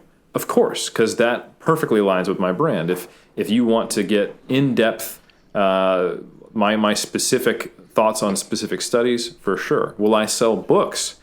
Absolutely, because it's not any way a brand betrayal, because I'm saying, okay, look, I'm a science communicator. Here's my thoughts on all the science I've communicated to create a system. And I think depending on who you are, what you do, and where you're positioned in the industry, there's nothing wrong with an athlete saying, no, I really do think this is one of the better supplement companies. I do use their stuff. And I was using it before I even got the sponsorship. They came to me. However, I think if I think the decision's just based on who's going to pay me the most, and what's going to give me the biggest return on investment, then when we're talking about something that's supposedly supposed to help someone else, and that's your brand statement, that does conflict. So I think it comes down to the who you are, what your goal is, how you're positioning yourself, what your role is, and then does it have an ethical boundary and integrity crossed or not? Mm-hmm. I think my favorite video that I think I've seen in like a year is Omar's. I forget what even water it was now. You did San Pellegrino. San Pellegrino. That video is so... I've watched that like 100 times and I laugh every single time. It's so funny. I don't know how you can keep a straight face. It seems so real. Like it's just amazing. It's I would say, Jeff, once again, to give you a compliment, and I think it is different in the blogging space, where as a YouTuber you have a brand, a personal identity that people then want to follow along. Some of the sponsorships that you might get would be a little different. So I know, Jeff, for you have Squarespace, which isn't one-to-one fitness related, but it is congruent with your fitness brand and your brand identity, so it makes a lot of sense. I think the nuance of what Eric's talking about is something every communicator or anyone that's on social media or wants to develop a brand has to think about, what they're willing and not willing to do. Something that actually recently I had a conversation with Eric, which at first seemed that it would be fine, is I was offered to be paid to go to Shazam, the movie, the premiere, just to attend it, get paid, I'll say several $1,000s, just take a photo with like the actor and say #ad. And you declare it's an ad. So on Instagram, you declare that it's an ad, but take a photo and you get paid several $1,000s. But to go back to kind of Greg's point, already the level of compensation I'm getting for what I do, I feel is more than adequate. So adding that additional income source, it's not necessary for me. And I think overall, I didn't have actually quite an ethical problem with it, because I think, seeing a movie and declaring, not that you like it, but just going in that space, it's fine. You're, documenting your experience, but I just thought it was a little corny. And so when deciding what is congruent with your brand and not, you just have to decide what that means. And so, I like to try and build either products. That's what we joked about, the weightlifting shoe company. I used it for 4 years before I approached the owner, Neil, because Neil was just talking to me a little bit. I said, well, how about I buy into this company? I like it a lot. So rather than be endorsed, own something you believe in. But the things that I do try and endorse are the ones that are most congruent with the brand. So NASM, I had, I think, 8 ads with it. So a personal training certification. I'm like, yes. Do I think you being certified versus not being certified would be useful? Yes, I agree with it. But I think for you, Jeff, for anyone here, I think everyone is, following their own ethics. And so that's not a concern. But for everyone out there that we see, it does become a concern when we talked about Michael Hearn. That wasn't a sponsorship, but the quail eggs were several $100s that he was charging for those eggs. And longevity, when you talked about longevity, Jeff, you wanting to be in the game for a long time, I think keeping your moral compass, however you define that, and your brand identity is important for long-term success. Because when you sell out, and that's basically what happened to Mike Chang, that guy, Six Pack Shortcuts, who didn't even own Six Pack Shortcuts, and most people don't know that. He was just the front of it. But how he got booted off, he did so much shit over time, sponsorships, just crap, all the marketing, that finally people got tired of him, you know? Mm-hmm.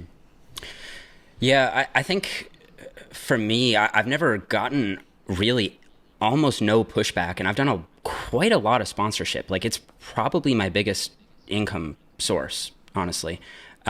So I think that for whatever reason, my audience just sees me as an content creator, influencer, and that's just par for the course sort of thing on the platform.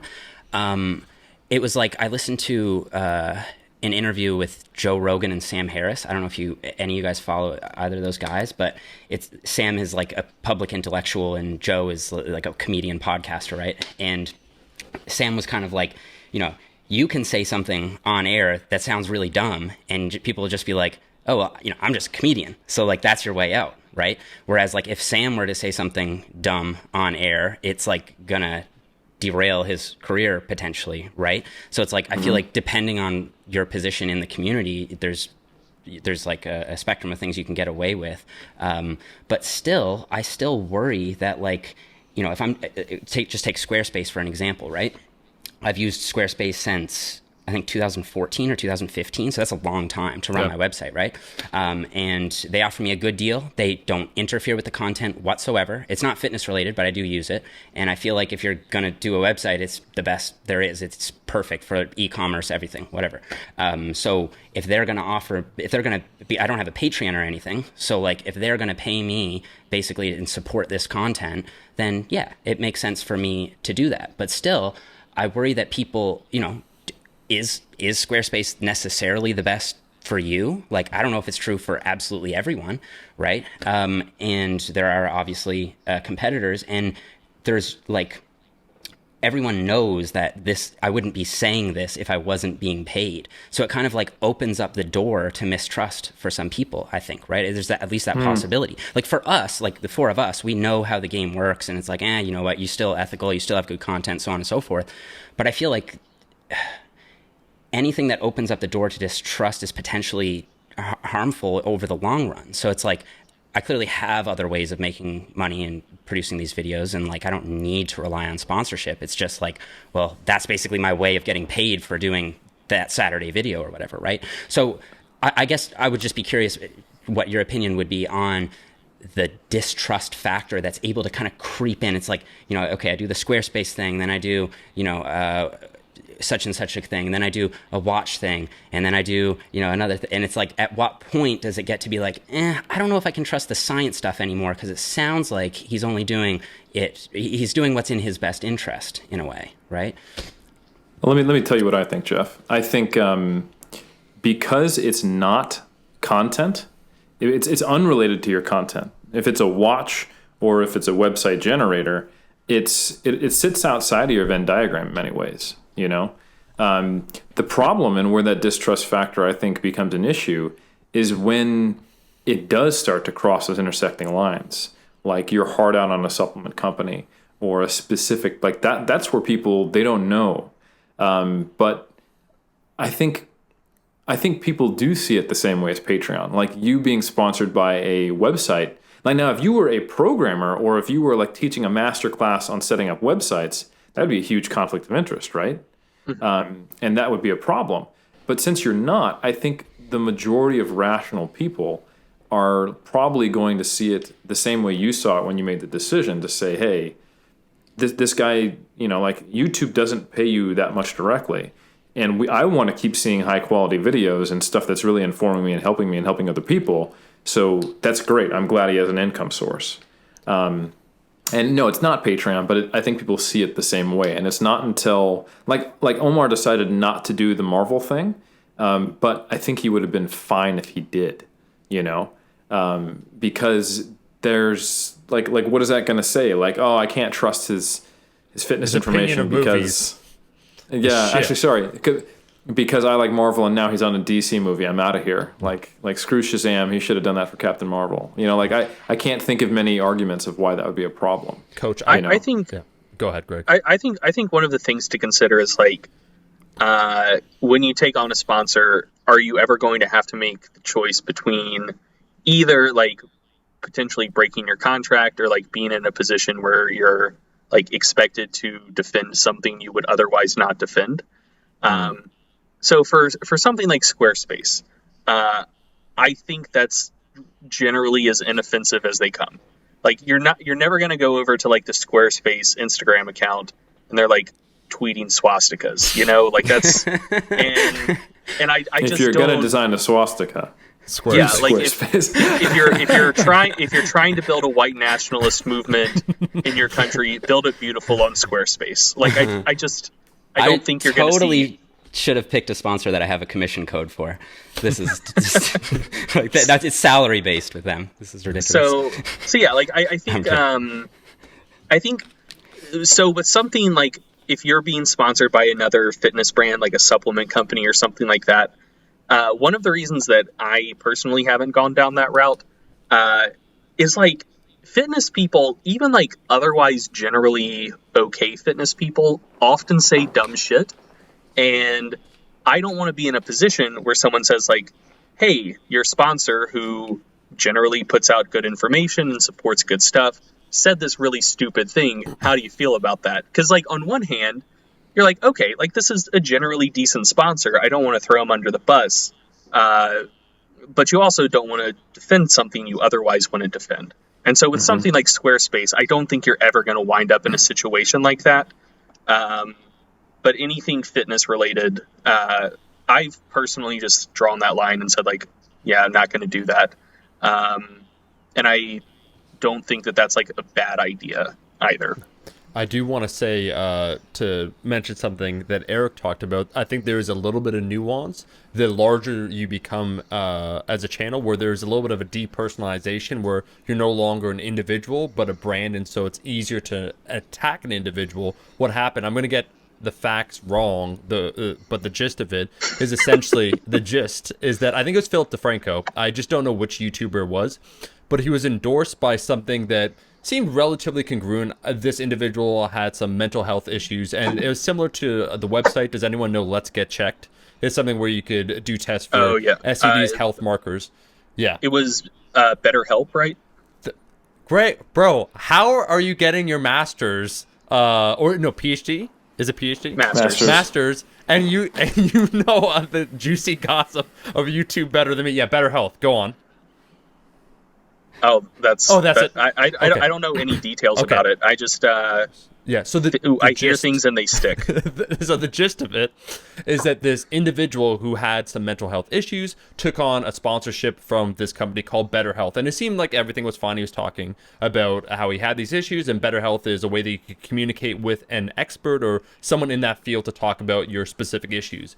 But when certain individuals, because this is a big influencer, started examining the company, they noticed various cracks and various ethical issues. And so seemingly it seemed that the website or the company was fine, but upon further investigation, it was actually pretty problematic. And so this person had a huge controversy as a result of that. And I don't think anyone here is going to face something similar, but I think the larger you become as an influencer, the more people kind of want to attack you. You know, when you talk, Jeff, about that negative reinforcement with some of the titles, I think the larger you are, there is a certain level of either jealousy or trolling that exists on YouTube and the internet by and large, so that every single sponsorship is under larger scrutiny the bigger you become. So it might work for a certain threshold, but once you become bigger, then all eyes are on you.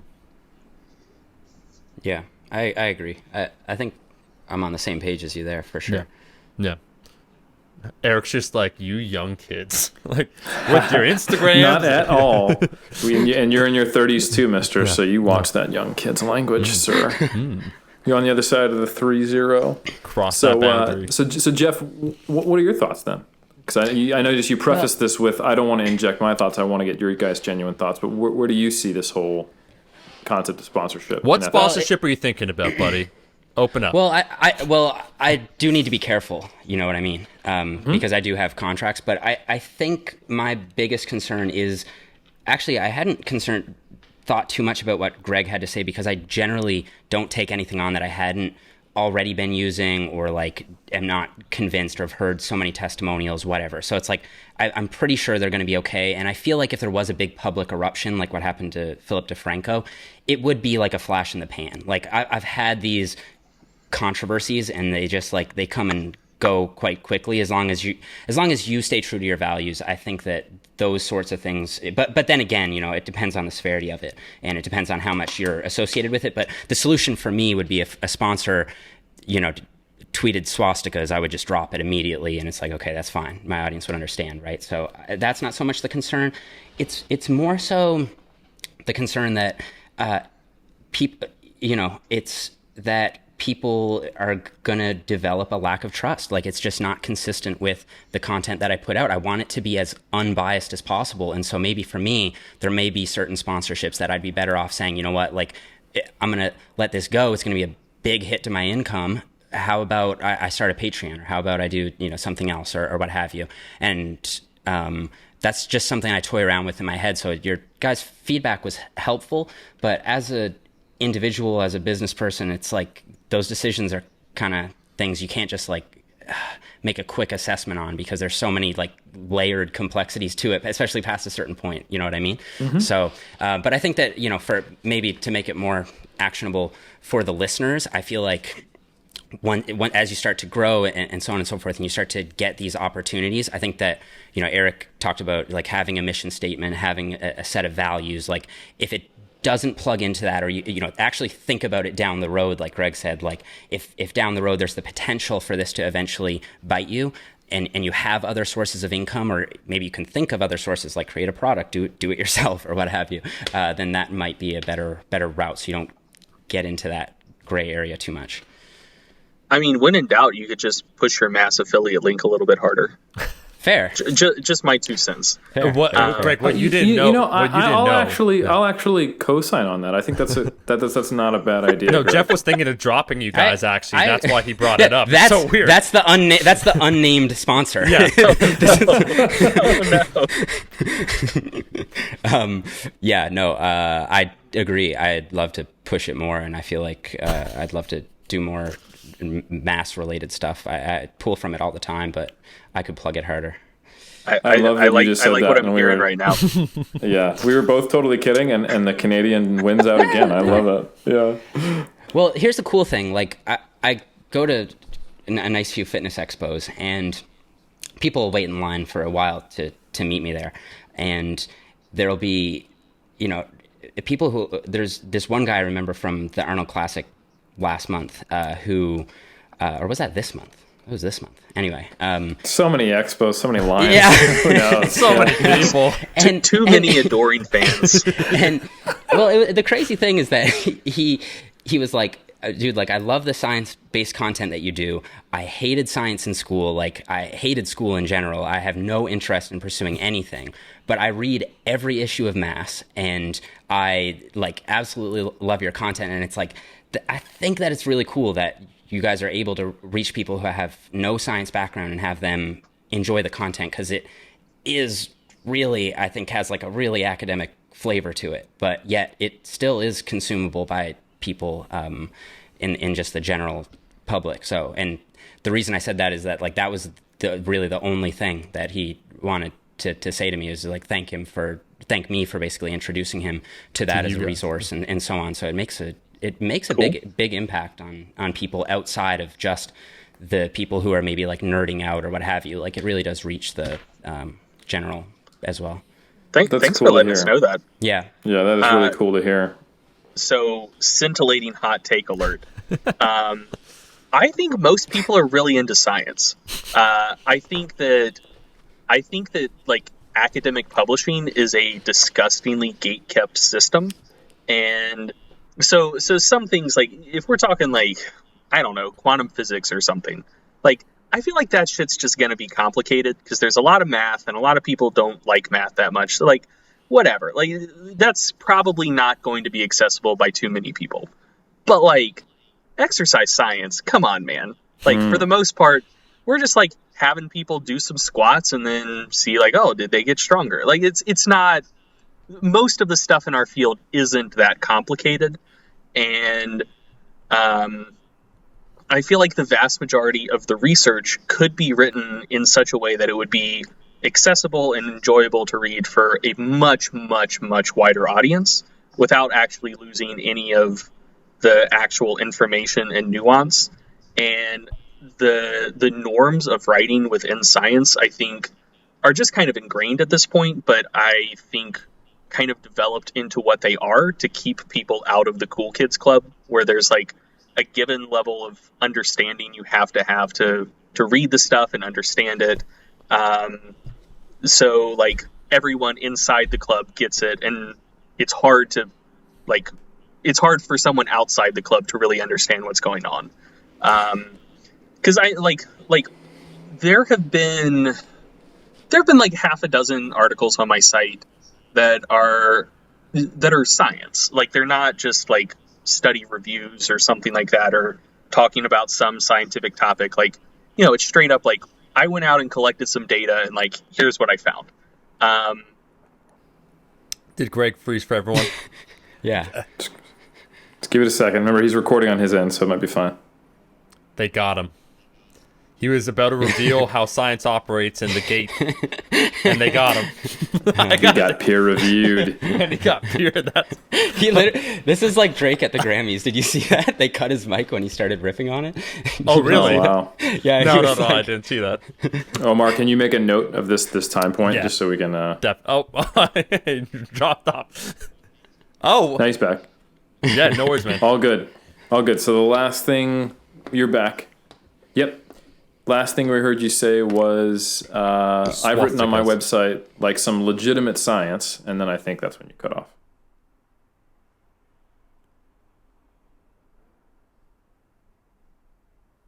Greg, can you hear us? He just doesn't want to respond to you. Greg. This is so weird. He's obviously not seeing anything. Yeah, he clearly can't see us. I'll message him. We could easily start another call. Yeah. Absolutely. Yeah, can you hear us? Okay. Probably died. So or the something. last thing we heard you say was, so I've written some like legitimate science on my website, and that's when you cut out. Yeah, so, you know, not like the stuff I normally write where, so a couple of them were essentially like open source meta-analyses. Some of it was based off survey data from like looking at injuries from a survey I sent out a couple years ago. But like, it contains all of the stuff that would be in a scientific publication. So there's like justification for why I'm writing it. There's the methods, there's the actual results, there's my interpretation of those results. All sources cited, etc. But like written in the way that I write stuff. So, you know, I could probably take some of that and just like jargonify it and submit it to a journal somewhere. But like, you know, then it's going to be read by I saw a statistic that the average academic or the average journal article is read by about 2.4 people. So, you know, it's either like have that information generally meet that fate, or, you know, get it out to 100,000 people. And so like what I've seen is like there is an appetite for the information. There's just not an appetite for like the language and presentation used in academic writing. No, I totally agree, Greg. And I think both you and Jeff are evidence that the appetite exists and that it's growing, and that it has much more to do with how it was presented rather than the content itself. And I think that starts in grade school. You know, there's largely two reasons, in my opinion, that someone wouldn't want to engage with science. One is just a lack of personal interest in that type of science. Like, for example, my wife loves earth science, volcanoes, sediments, all that stuff. She's all about it. And that's just something that's not going to be interesting for me. And then vice versa with the level of detail. I go into nutrition and exercise and coaching psychology. And that's just the way it is. But we also get presented science in a certain way in high school. Like the first time I was presented with earth science or biology or all of this was taught in such a pedagogical fashion and presented then in university level through journal articles that it can easily make someone think, I don't like any science. Like the way science is done is something that I don't like. And then they can hold that truth in their head and believe it, but then watch Bill Nye the Science Guy or watch NGT or watch any one of these shows like documentaries about science and go, this is awesome.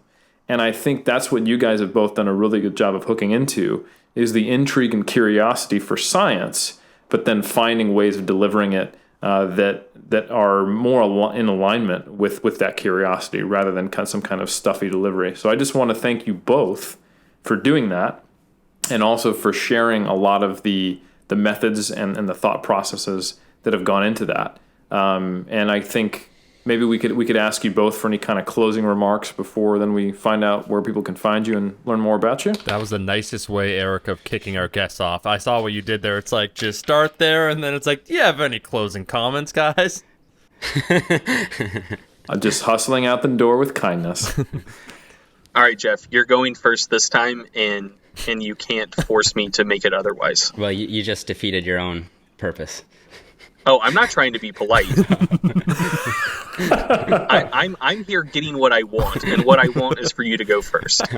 There was something I was going to say about that. I don't know if you guys watch Friends, but like, who is the paleontologist on that show?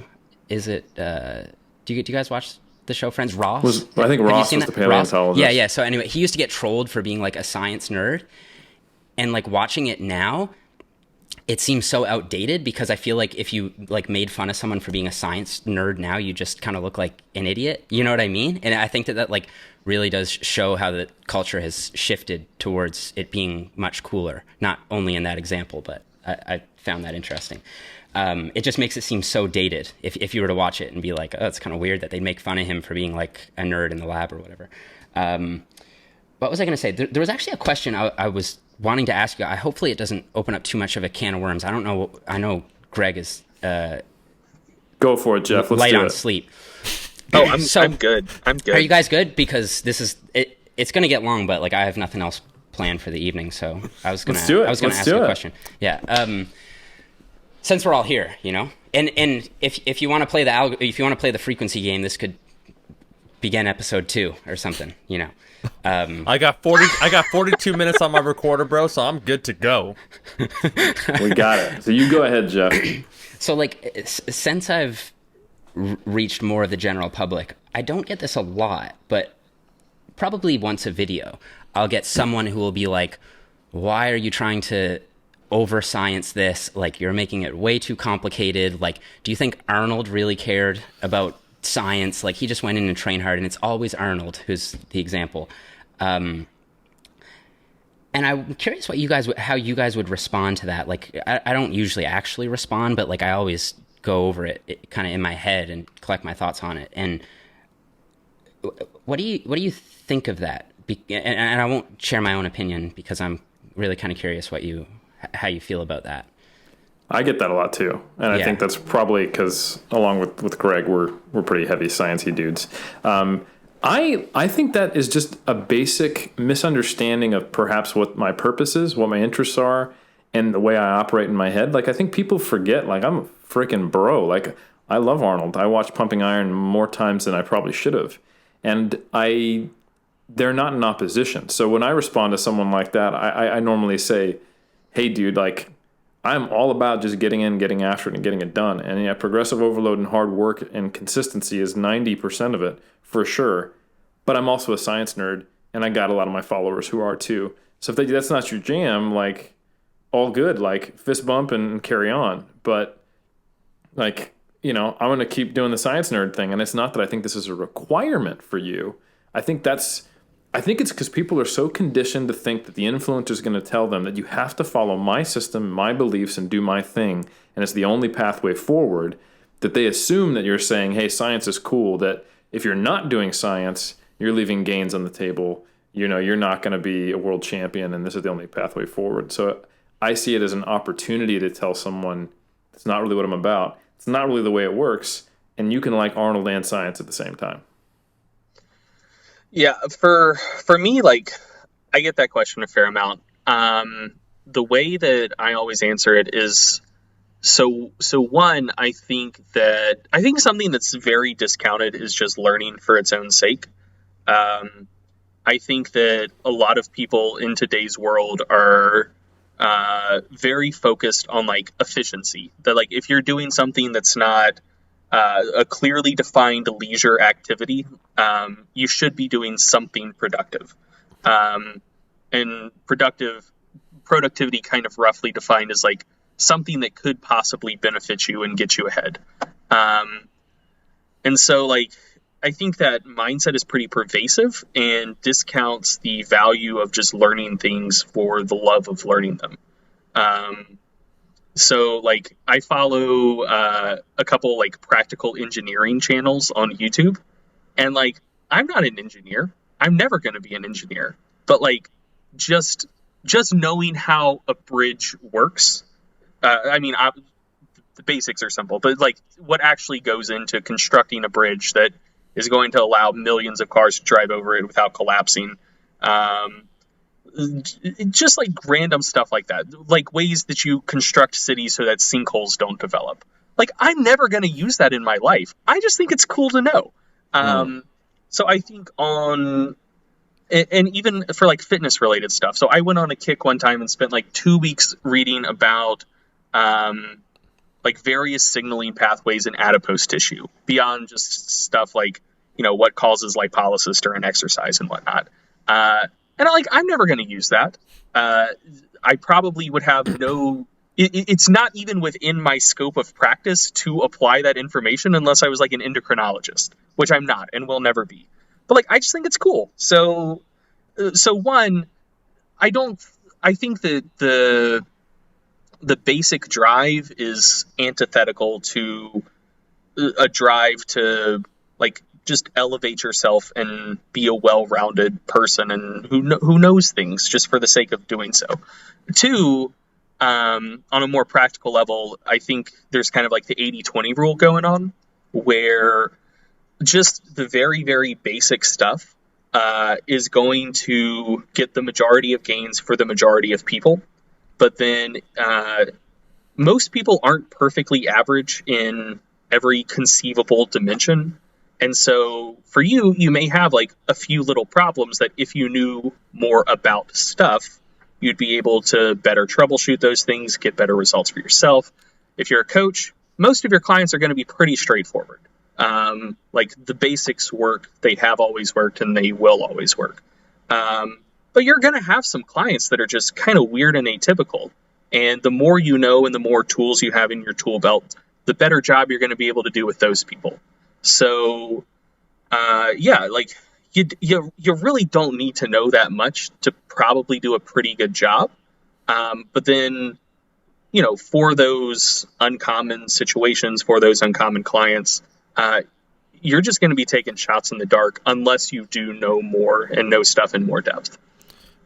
I just respond that Arnold did not deserve to win the 1980 Mr. Olympia, so I don't believe in supporting those individuals. Frank Zane was robbed, so.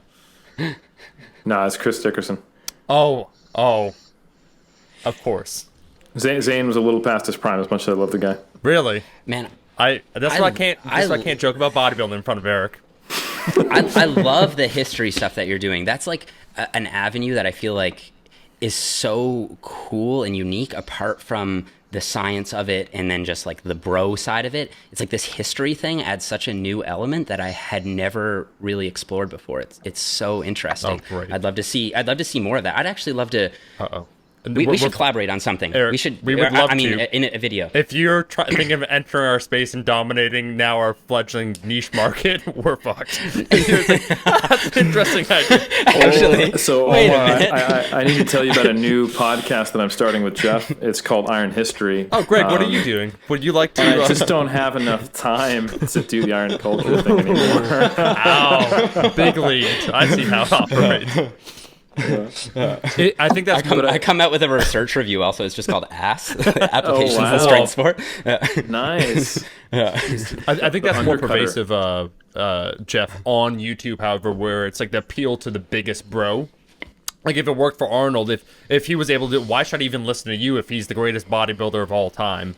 And yeah, it. I wouldn't say it's disheartening. I actually think the overall fitness IQ has gone up over the last 7 years, as we kind of spoke about. 7 years ago, would someone even know the concept of flexible dieting or the need or importance of strength training for natural lifters? Just a variety of different things. So I think that's gradually going away. I remember 7 years ago now, 8 years ago actually, when I was throwing up deadlift videos on YouTube, and all the comments from new people, because you see, Jeff, like, you know, your subscribers and then new viewers visiting you, and 60% were new visitors, and what are you doing? Like, you're going to snap your back up, like just this and that. And so just the shift that's happened over time, unfortunately, there's still some of that that stays, and will stay no matter what. I think it was Saul Orwell, who owns Examine.com, I read on his Facebook, where it's like something like 2.4% of Americans believe the Earth is flat, something like that. Some absurd 2.4% too much. I think it's more than that. Yeah. I saw an absolutely ridiculous survey that split it out by age groups. Right. And I'm probably going to get this number wrong, but it's not by much. Yeah. So, of people like in the millennial generation, something like 70 to 80% of us claimed to be sure that the Earth is round, and then the other 20% is like, think so but not quite sure, all the way to I believe the Earth is flat. For the generation below us, so people like 20, I think like 14 to 25, yep. And maybe they were just trolling answering this question, but only something like 60% of them said that they were sure the Earth is round. That's brutal. I think it was like that, and then 20%, it's like, I think it's round, but I'm not quite sure. And then 10% of, I really just have no idea. And then like 10% just straight up flat earthers. Wow. So like, I hope they were trolling, but like, I found that deeply concerning. Now we know why you're learning about bridges and city planning, Greg, for when the apocalypse happens. You're like, I'm just going to start. And we just spin off the edge. Yeah.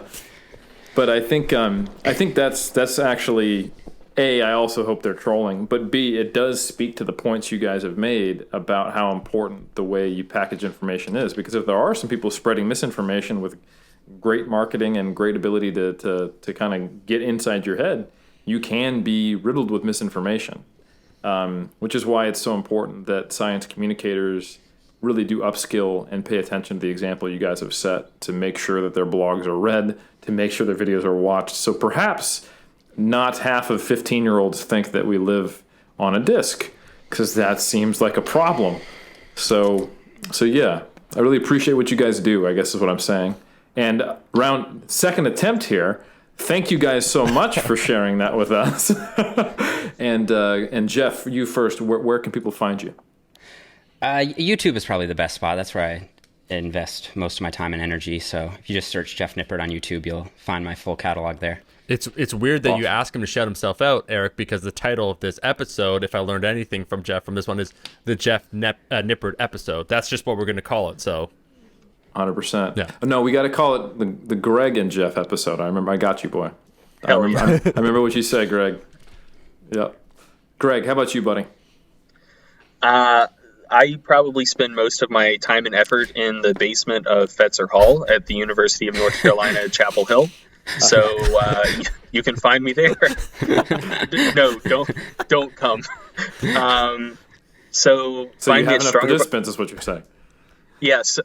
Yeah, I've hit my recruitment threshold. Everyone else stay away. Awesome. Congratulations. Thank you, sir. No, you can check out my stuff at strongerbyscience.com. I'm reasonably active on Facebook, more so personal account than business account. And I'm also at Greg Nuckols on Instagram. Shout out to myself, hit 50,000 followers today. So I think that's kind of a big deal. I realize that probably makes me like the lowest subscriber count here on this podcast by an order of magnitude. But I'm going to pat myself on the back and not figure out how to end this statement and stop. Excellent work. Well, don't worry. Omar is the master of ending statements and podcasts. So why don't you give us that beautiful outro, my friend? Well, before I do that, I want to thank you guys once again, because it has been very cool to see both of you guys find your niche, grow, and become successful doing it your way, but and even more importantly, communicating very good information.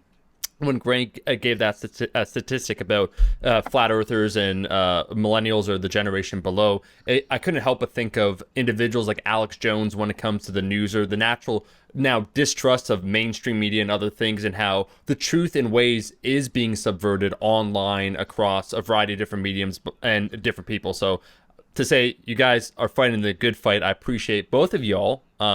I want to thank everyone for listening to this super long episode. I don't know if it's going to be 1 or 2 parts. You'll know by the end of this one whether it was 1 or 2 parts.